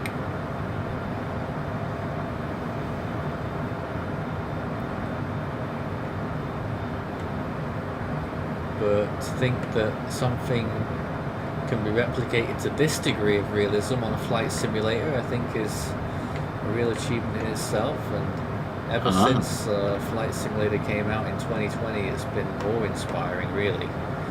Yeah,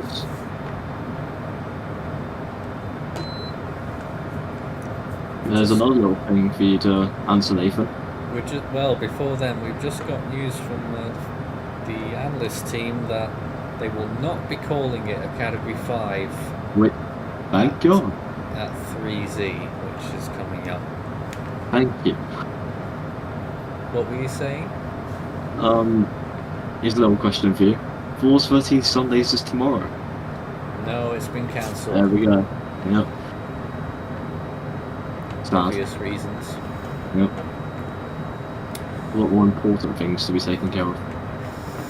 Alright, this thing's right on top of us now, so here we go. Fasten up, everyone, again.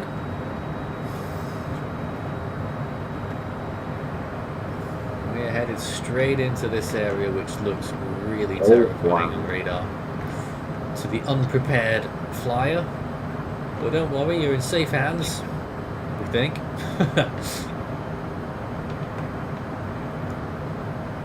You think? We think. Let's see what wins we get in this. Look at that.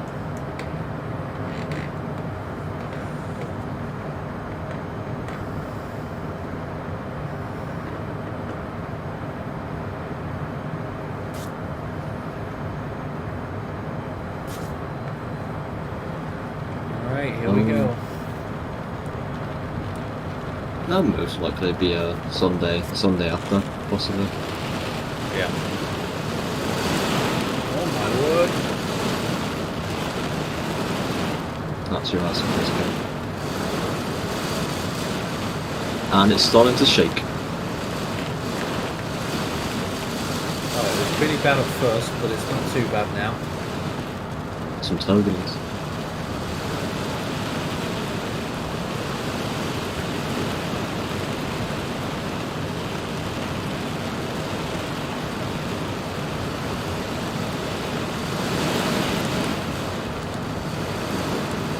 Winds aren't very high. Oh. Starting to shake. Only getting 64 knot gusts in this so far.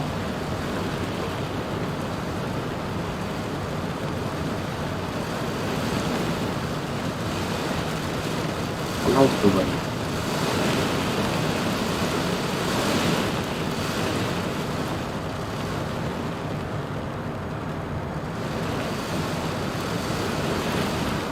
I don't know what you expected, but the rain is going to be pretty loud in this.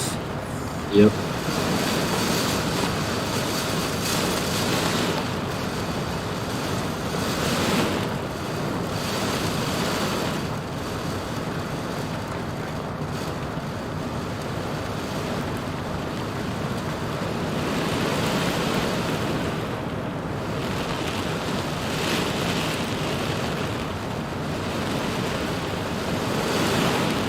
Really haven't gotten huge winds yet.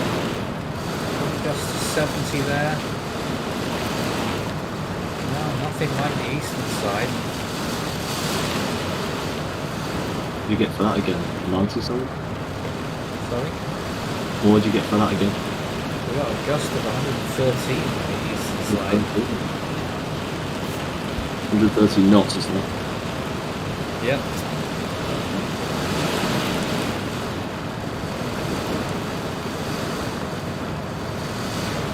I'll be going in 4 minutes.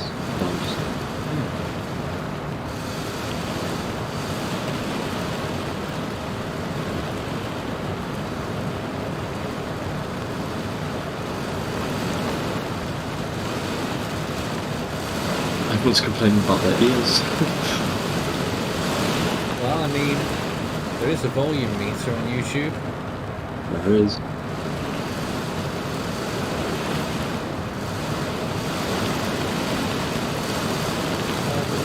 getting very impressive wins in this part. Despite everything that's throwing at us.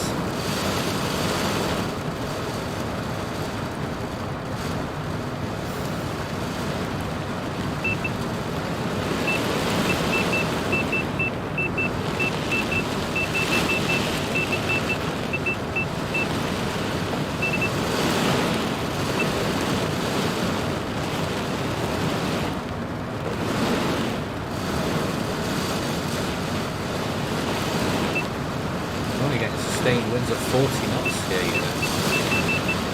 And in that area? Yeah.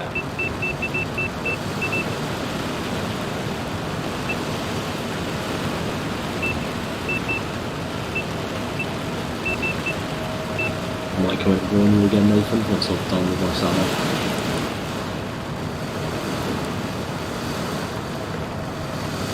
Strong gusts, sure, but sustained winds aren't very strong in this area.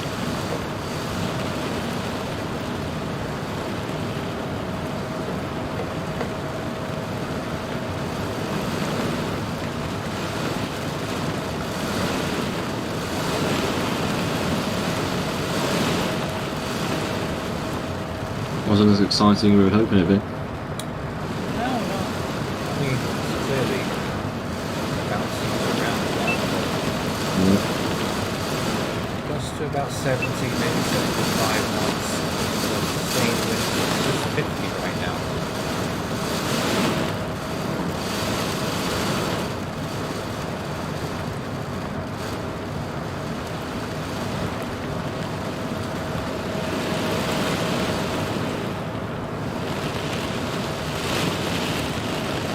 This is the western side now.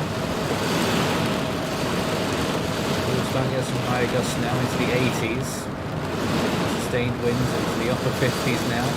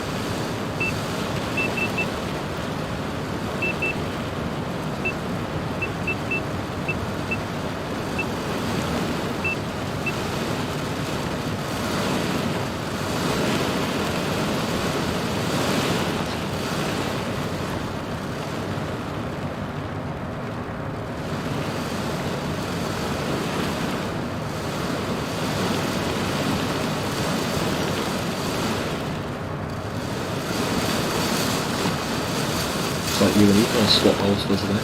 What's that? You and Ethan have swap roles for today. Yes, that's You're doing right. fine, and he's doing the storm coverage.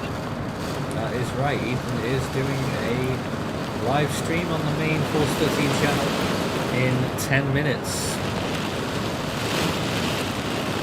Yep.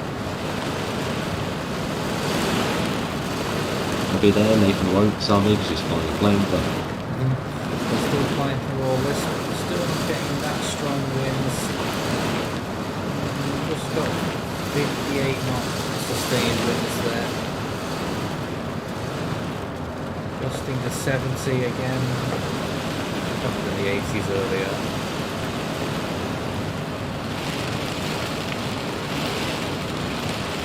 Going to continue south into that other red blob that's starting to show up now, and then that might be our last one. We'll see.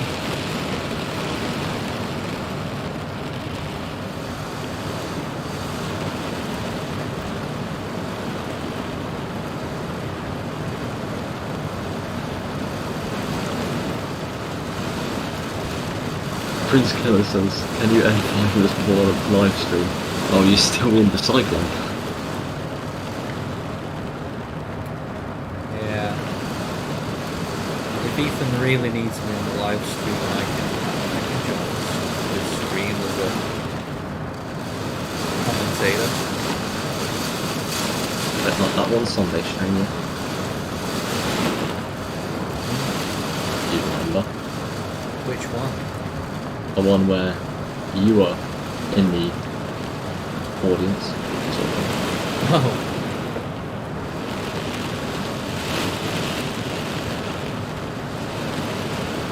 Not even the first one. Still getting hit hard here, but not that hard. What readings have we got? Nothing special. 75 knot gusts there. Well, I'm gonna pop off now. You're going? I'm good with the flight. I'll be back soon. See you later then. See you later. And we are out.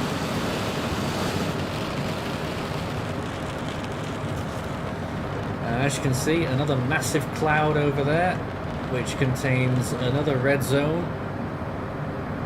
So we're going to head for that one. On the left hand side there should be another one over there yet, but in general the storm isn't, you know, it's not eye wall, it's not like a massive wall. The only wall that we saw there was just a few minutes ago when we entered that big patch, but it is very scattered.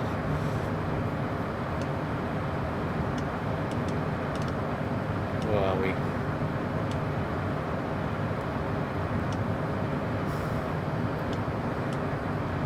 Yeah.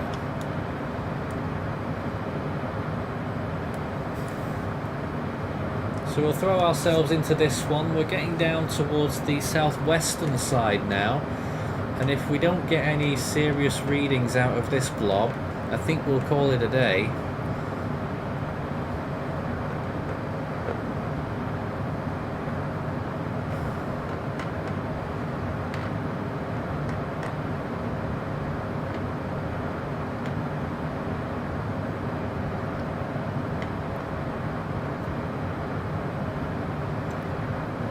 Once again, so far the highest sustained winds that we got was 88 knots and a gust of 113 and a central pressure of 982, which really isn't very accurate, just so you know. The true strength of the storm right now is approximately 135 knots sustained, with an estimated pressure in the 930s rather than 982. So wildly inaccurate, you could say, but they certainly have the visuals nailed on as to what you would expect to see in the eye of a storm. They even got it down to the northern side being clouded over, which is exactly what is true. Certainly was when we entered the storm anyway. Wind gusts of 65 knots out here. Let's see what we get when we enter this mass of cloud and rain again. Might be our last one. Let's see what happens.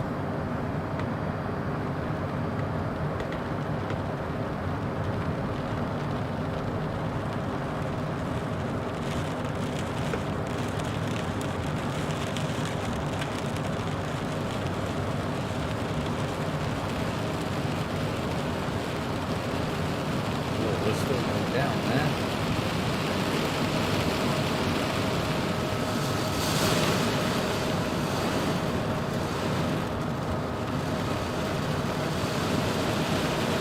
Got a gust of 84 there, and we're getting very low. We really need to pull up. What happened there? It's keep wanting to pull down all the time, the plane.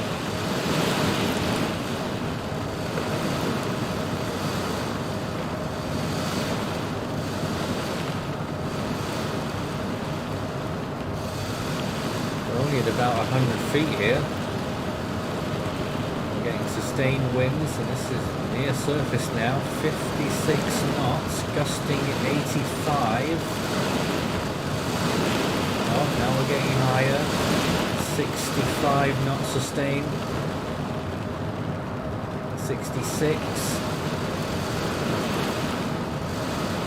Still well in the category 1 range.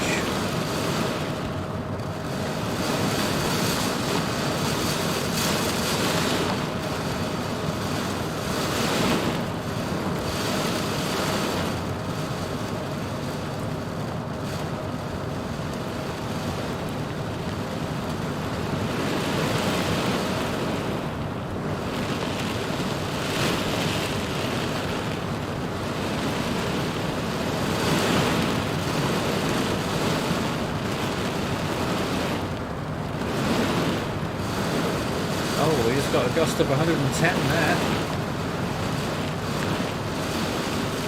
Still got sustained winds only in the 60s.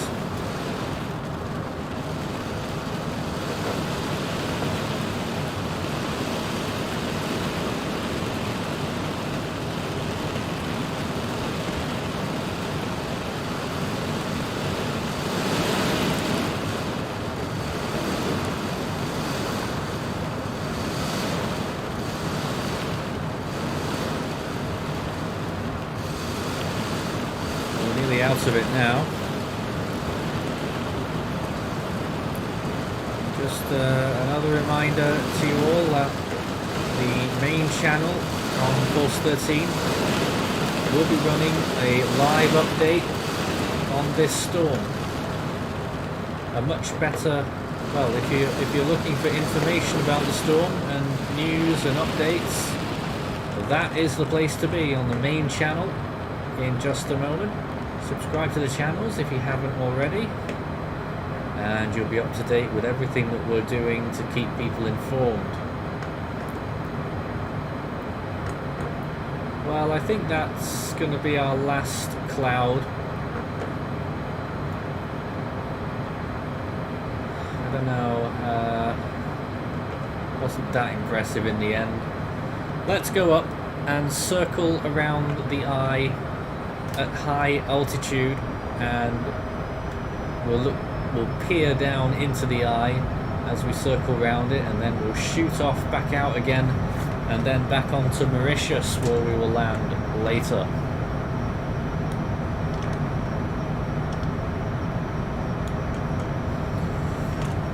But let's just say a very messy eye structure that is quite visible there. A messy eye structure, which I was a bit surprised to see it was as messy as this.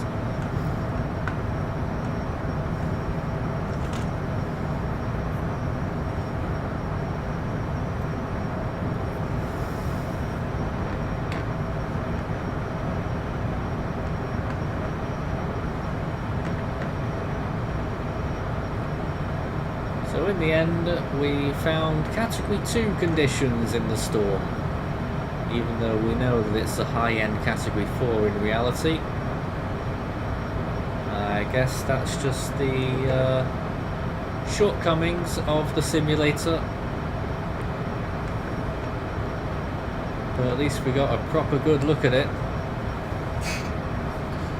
And certainly a believable recreation of what a Recon pilot probably would have seen if they flew into this storm today.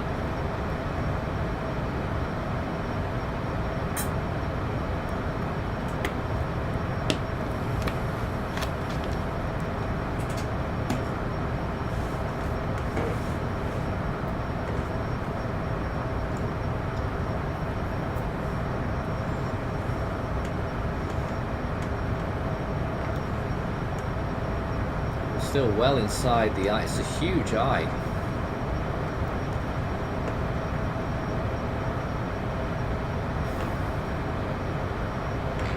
And as you can see there, cloud on the left hand side, some of it's clouded over. That's the north side over there, the clouded over side. And it's the south side on our right, that's the clear side.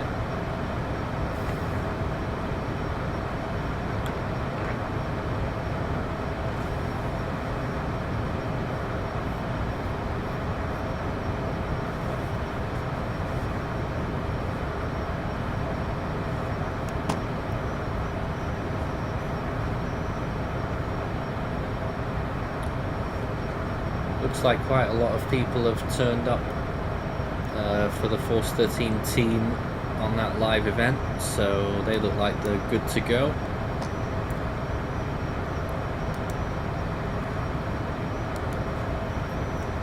So we have 2 live events ongoing on the Force 13 network right now, as well as our automated earthquake stream on Force 13 Earthquakes, which runs 24/7.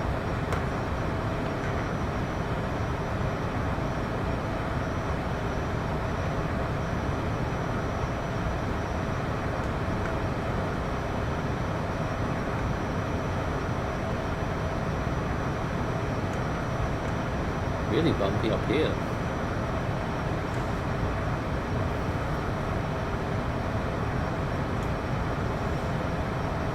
That's another look right down into the eye there. The centre of the eye is probably just off to the left a little bit there.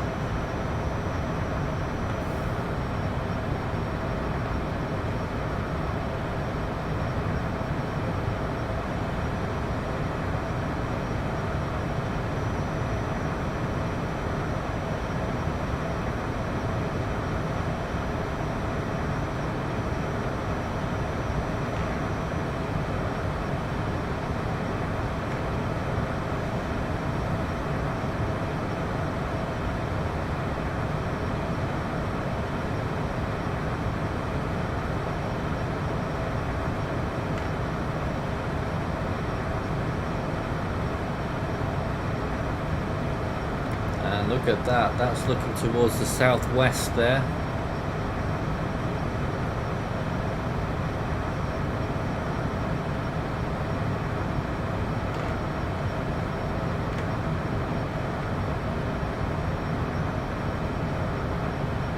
Damn.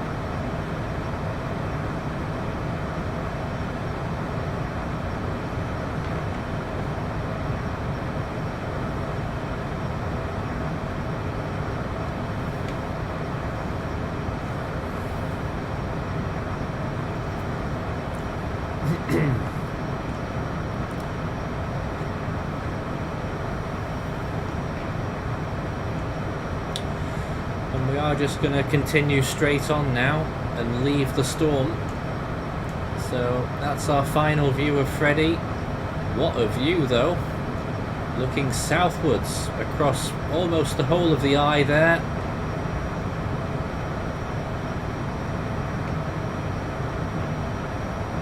Amazing.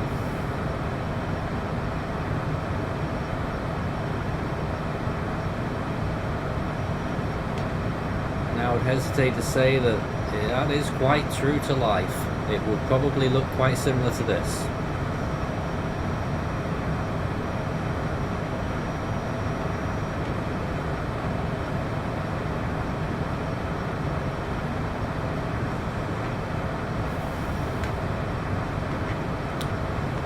And now we make for Mauritius, which is where we're going to land today at the main airport in Mauritius.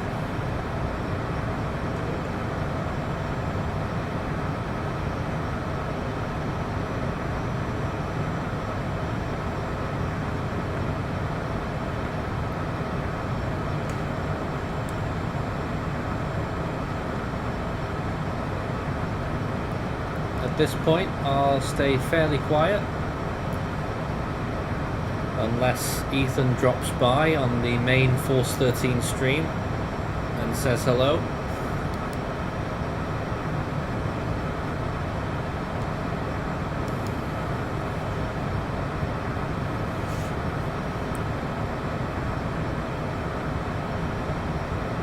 So I'll leave you with the pilot's view.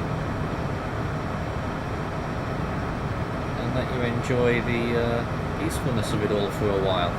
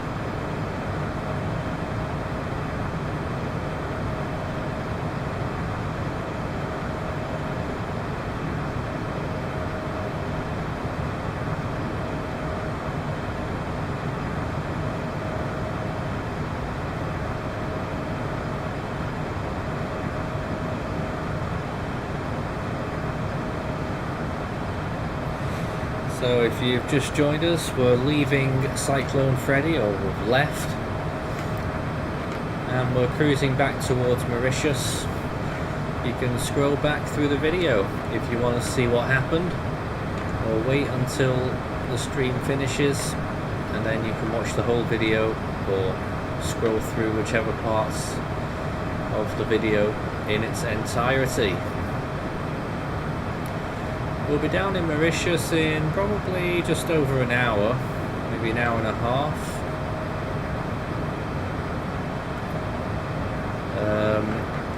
The main Force 13 channel is live right now, covering the latest on Freddy information and news and updates. So make sure to go there if you want all of that. And Ethan's hosting that tonight. He'll be crossing over to us in just a couple of minutes, so if you do hear his voice, that means we've merged our live event for a couple of minutes.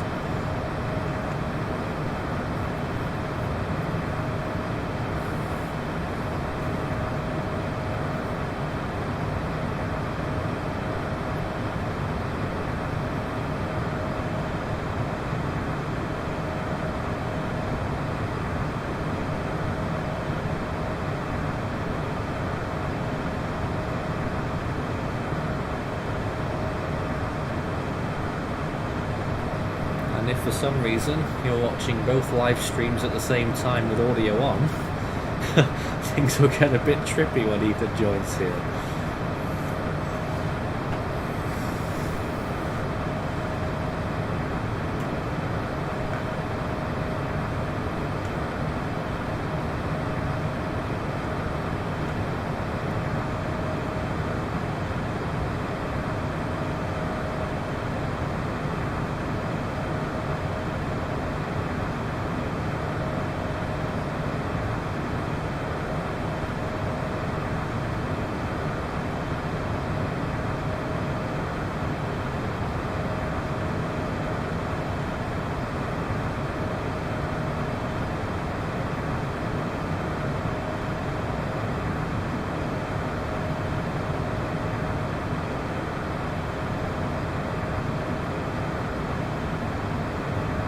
So, how are we doing on our flight?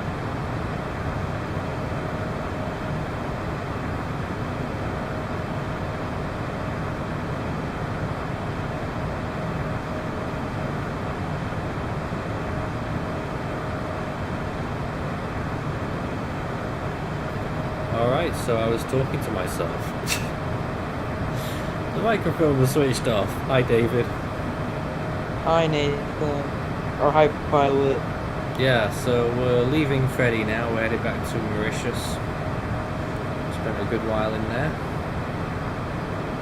And So what was did you get any findings? we'll be telling Ethan all about it when he crosses over to us in a minute. Oh, So okay. we'll be live in two places then.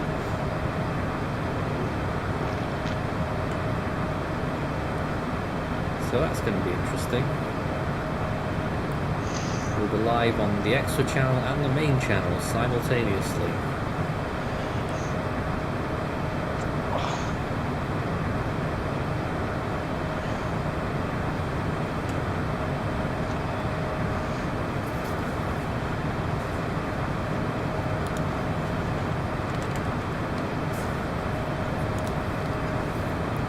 Let's put a screenshot. Well, I mean, you haven't. Oh, there you go. Nice. Into the storm here, and we have just switched over to his call here. That's my back, or that's the wrong street. But here is his view of the storm right now, and here's storm, I believe, Nathan. We've exited the storm, I'm afraid, but it was an interesting flight, certainly. We're headed back to Mauritius right now, live on the Force 13 Extra channel. And this is just something that we do every so often when we have big storms out there. It's not fully accurate, but it does show you a decent representation of what a real-world pilot might see in and around the storm in question. And you can take a look at that on the Force 13 Extra channel and scroll back through and watch what it was like earlier on. But during this recon mission, we caught maximum sustained winds of 88 knots with wind gusts to 113, which, as you may know, is a little bit lower than what it actually is. Quite a bit lower, actually. Absolutely. And have a safe flight back to you're going to Mauritius, right? Back to Mauritius. That'll be about an hour and a half, I think. Absolutely, thank you. Moving back over to our live team here. It should be just a minute for me to switch on over. There he goes. Couldn't leave you all alone. Oh, you can leave me alone. I don't mind. I couldn't. Of course you can. Of course I cannot. That other stream's more important than this one. Let's face it, guys. Come on. True. But I actually hadn't joined the stream at all, so You had a what? I have not joined the stream at all. You so, never joined.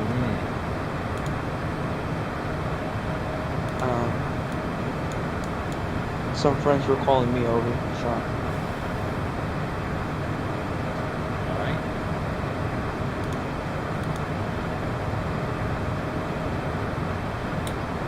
How far is it to Mauritius? they expect Category 5. You guys expect Category 5? JTWC do, yeah. Well, from what I heard anyway, their forecast cone apparently says Cat 5 now. I've not seen it myself, but that is what they're saying. 160 mile per hour peak warnings, amber warnings, and Reunion. Green warning for Madagascar. And then for the Mauritius and Mauritius. After it.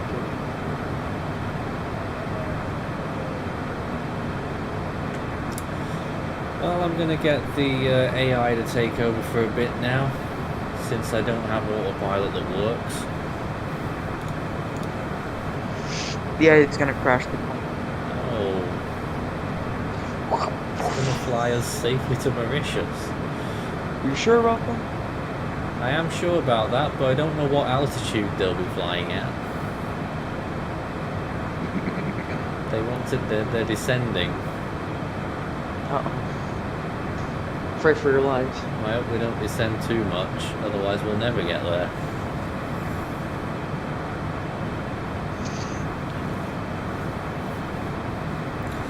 But no, we've been through the storm now, so I'm probably gonna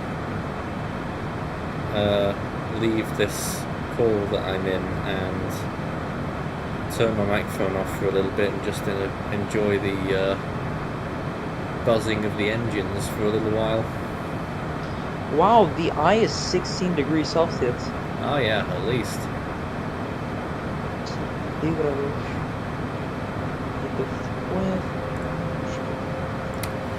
Right, David, we're now ejecting you from the aircraft.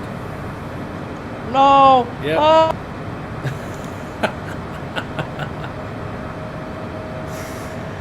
Oh dear.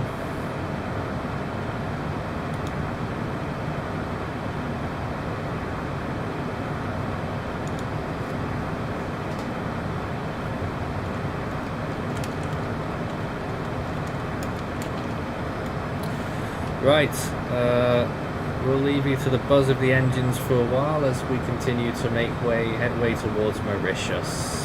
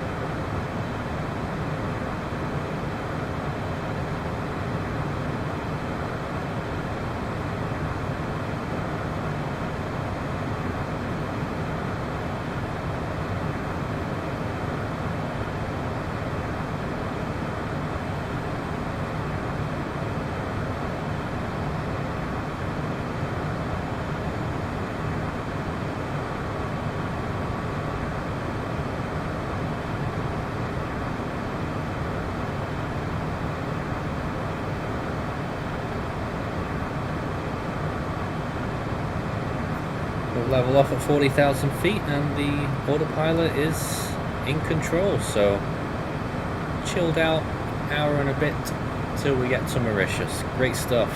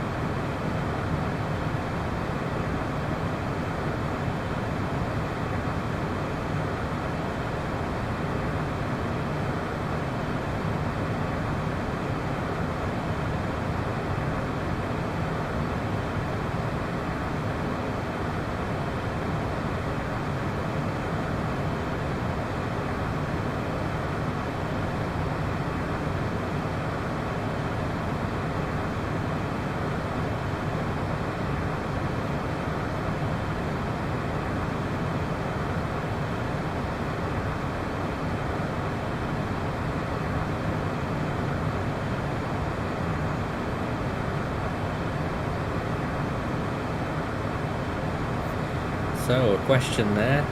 Jello says, do you use cockpit equipment in real life to control the aircraft? I've got a... I'm not sure what the technical term would be, but it's a stick and a throttle, a Thrustmaster that I got one Christmas, I think it was, about 8 years ago now. Around about when Flight Simulator 2020 was coming out, I was thinking about getting new equipment, but clearly that never came to anything, so I'm still using this, and could certainly do with a not a polish, but very squeaky.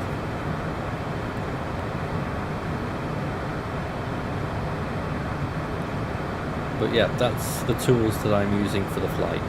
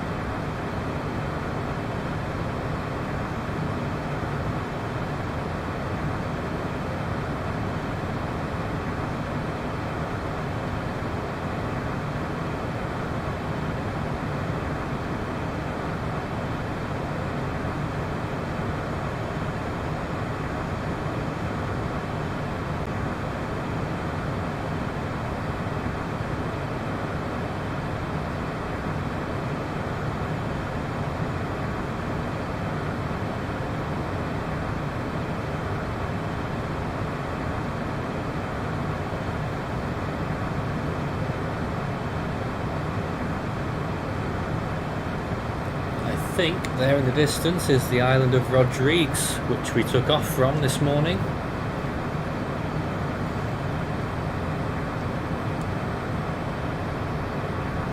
And we're passing it by a good 100 miles to the north, I think it is. About 70 miles to the north and heading on towards Mauritius.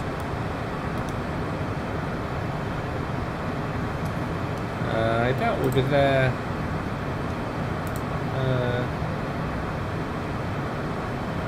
It can't be that far away. Let's see. Oh, it is quite far actually. It's about 600 kilometers further to get to Mauritius, so yeah, we'll probably be down in just less than an hour.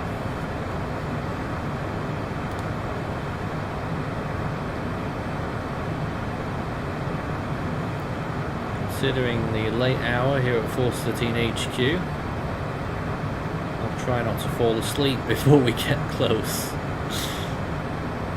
as we listen to the soothing engine sounds and the plane on fully autopilot control here.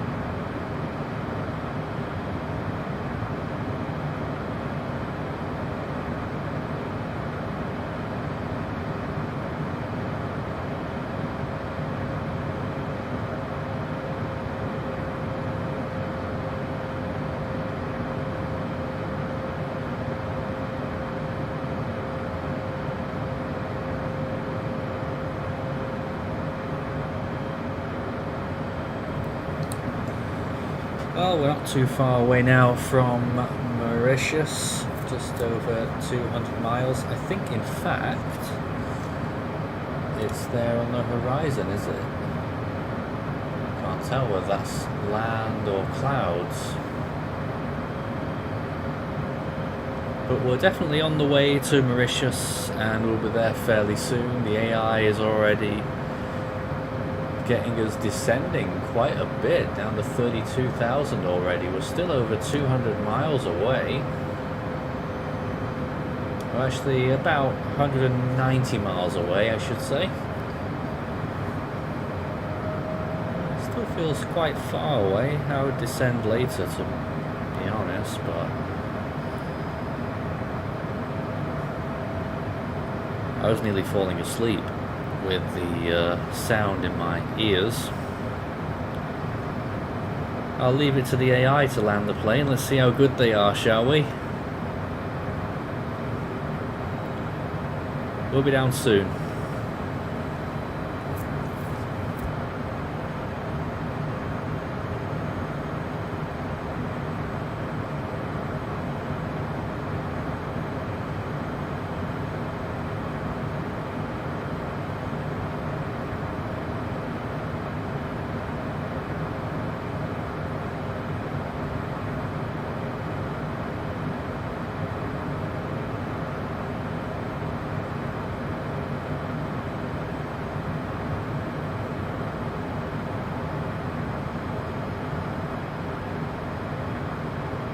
Hold on a minute. They've taken us down to 1,400 feet. These... What? Alright, now I'm officially baffled. Why have they taken us down to 1,400 feet? Was that an air traffic control instruction? No. Why have they done that? Not going to get anywhere at 1,400 feet.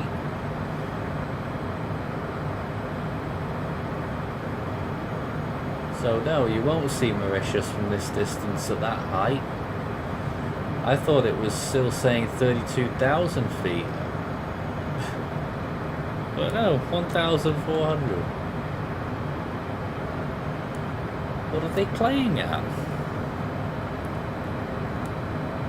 Look, the water's right there.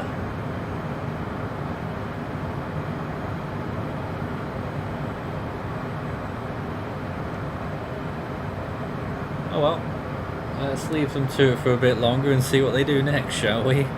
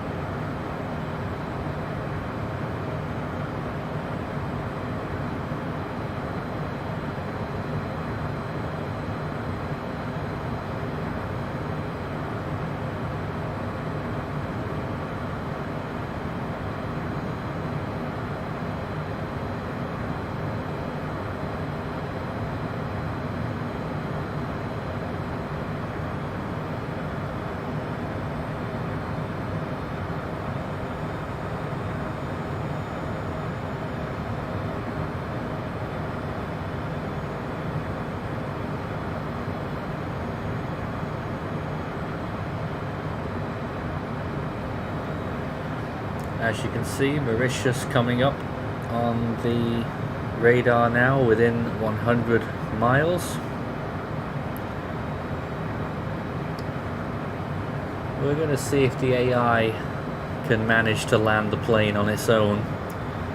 Although so far it's dropped us down from 40,000 feet to 1,400 feet when we were 150 miles away, which makes no sense.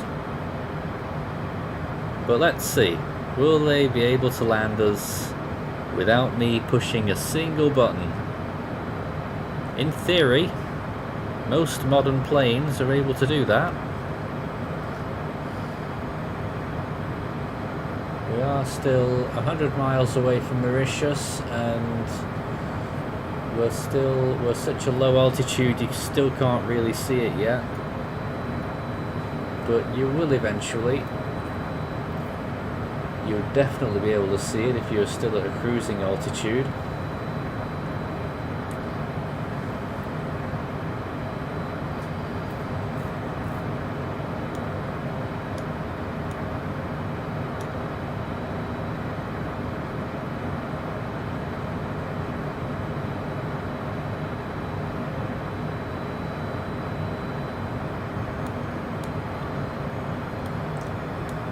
It is supposed to be heading for the main airport. I'm not even sure if Mauritius has more than one airport. I can see it's got an airfield towards the northern side of the island, but it's just the other, that main airport down in the southern side. I do know that at the moment the autopilot is currently headed straight for the northern half of the island, so that's interesting to see if it stays like that.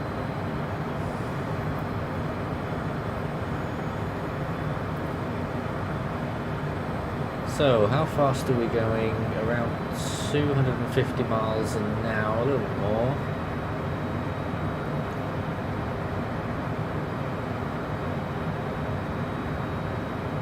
So, we should get there in about 20 more minutes.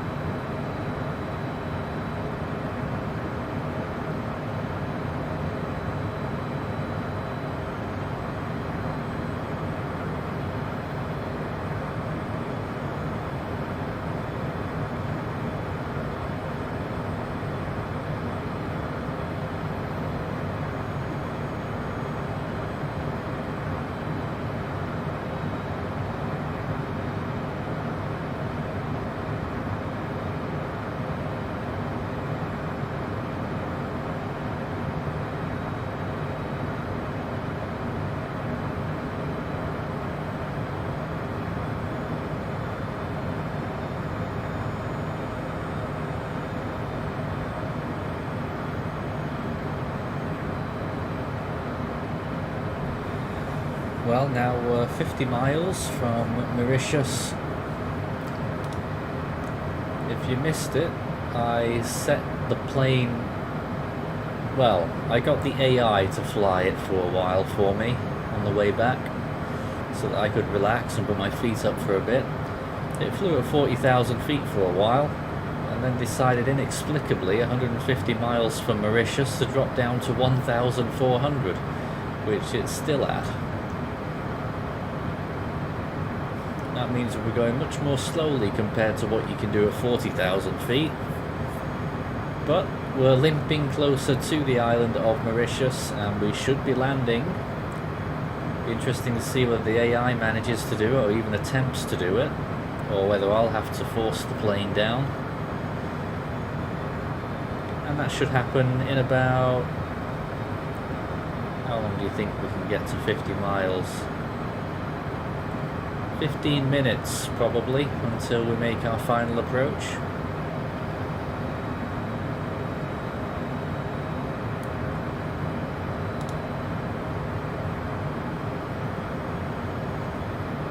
And, yep, that is land up ahead. That's clearly Mauritius. So there we go, land in sight.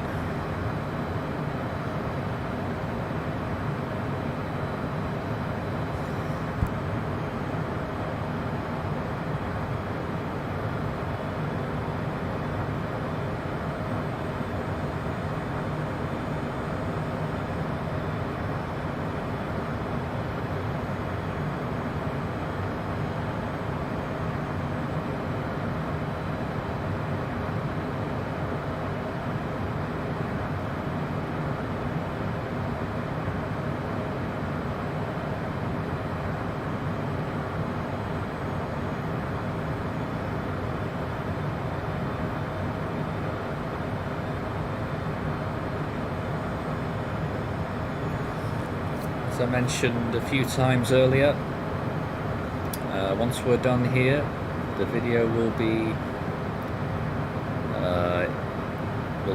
lie in state on the extra channel, and you can watch through the whole flight as it happened. In the meantime, you can still scroll back through this video to take a look back at what we've been up to. We did fly into Freddy and around the storm.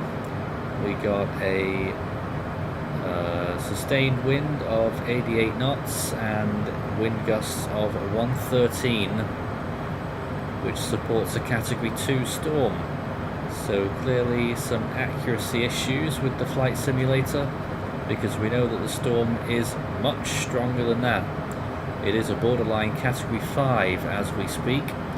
The Force 13 team were live on the main channel an hour ago, and they were doing a discussion about the storm, and no doubt we will be live there again on the main channel, probably for several hours later on today, this evening, local time in Mauritius.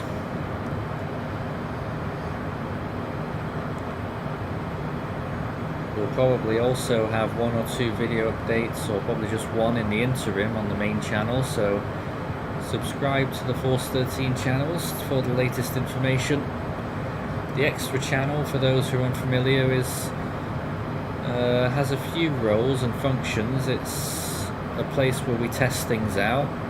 It's a place where we do more entertaining things. Sometimes it's a place where we're less formal. It's where the team have a space to create their own stuff. And things like this, exercises, visualizations, considering how this isn't really real, obviously being a flight simulator, we wouldn't put this on the main channel because it can misrepresent the situation, so we're here with it on the extra channel. We're only about 30 miles away now, so we are getting pretty close.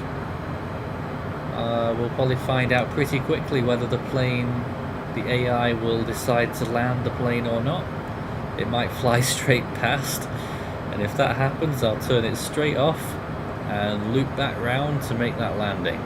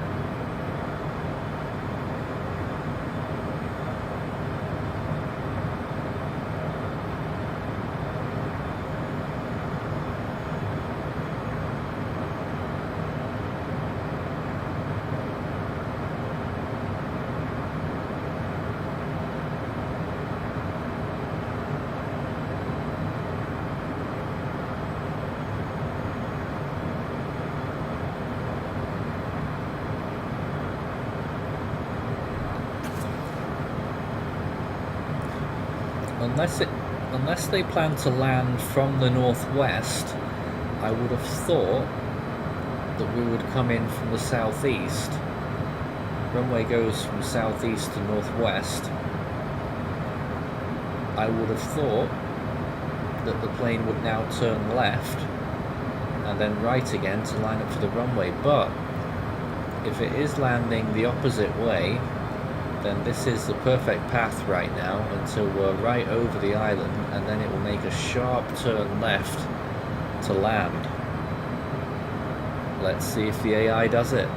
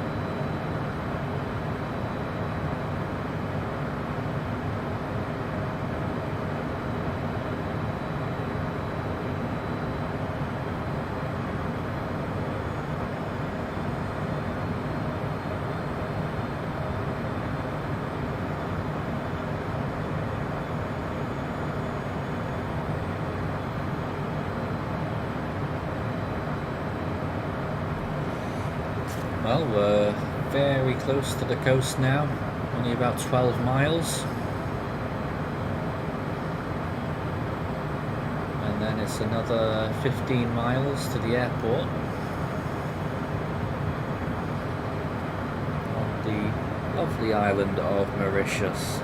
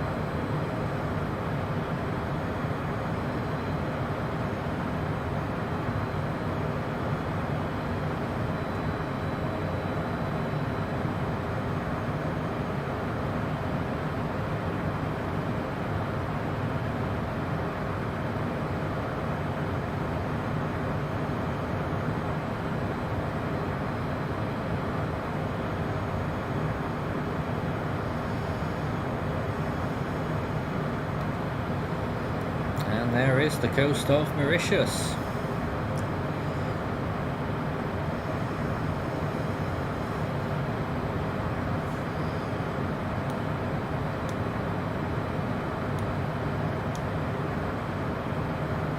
Right then, AI, in about 3 minutes I expect that we will make a sharp left turn and then approach the runway from inland. If not, the AI is broken.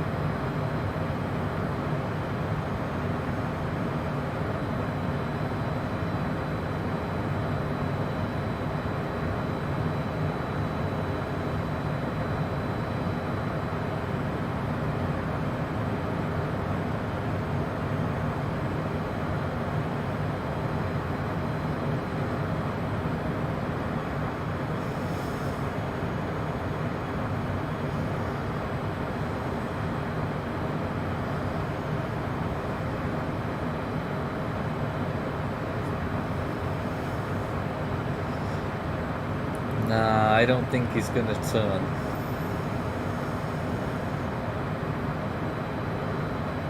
I think it may possibly have just been a fortuitous AI direction that just happened to take us over Mauritius. I don't think he's going to land here. Until I turn it off, of course, because we are going to land there.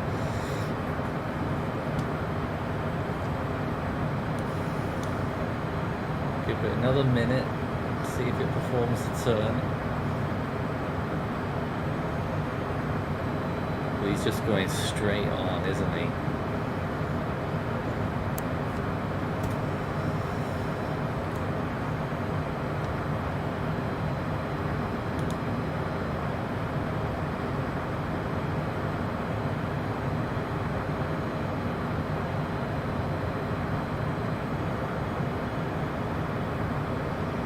Yep, I've seen enough.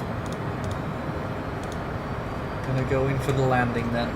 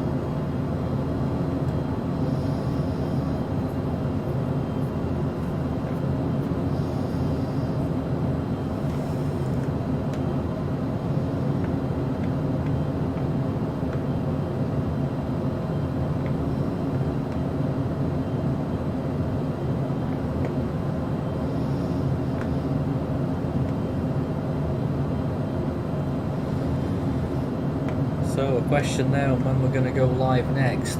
It looks like we're going to do our next stream on the Force 13 main channel at 3 PM UTC, which is 7 PM Mauritius time. We are expecting to run a live event on Freddy.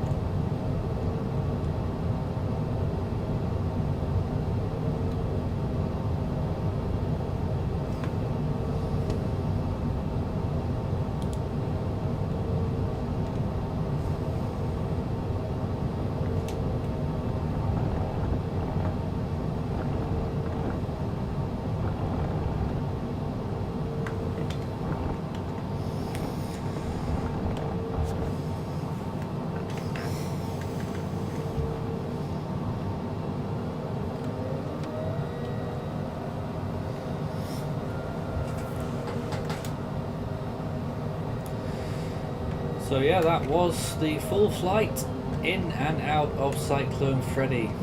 Experience and a half. And we are taxiing to somewhere here at the airport in Mauritius.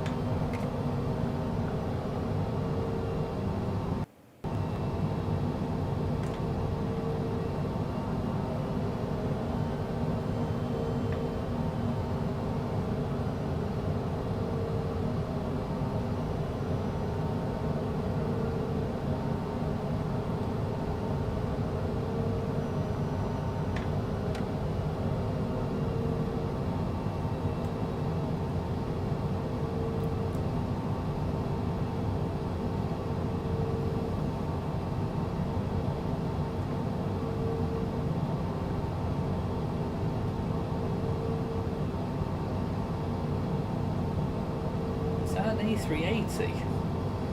It was, wasn't it?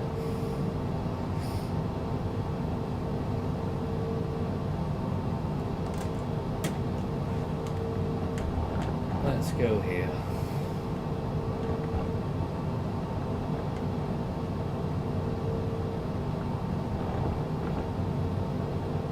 Look at that beast. Let's stop right next to that.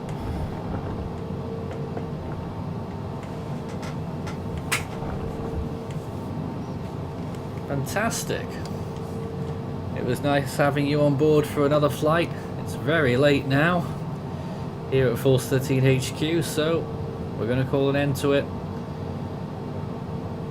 And we'll be back with live coverage on the main channel at 3 PM UTC, that's 7 PM Mauritius time, as we continue to cover Cyclone Freddy in many different ways. We'll see you soon.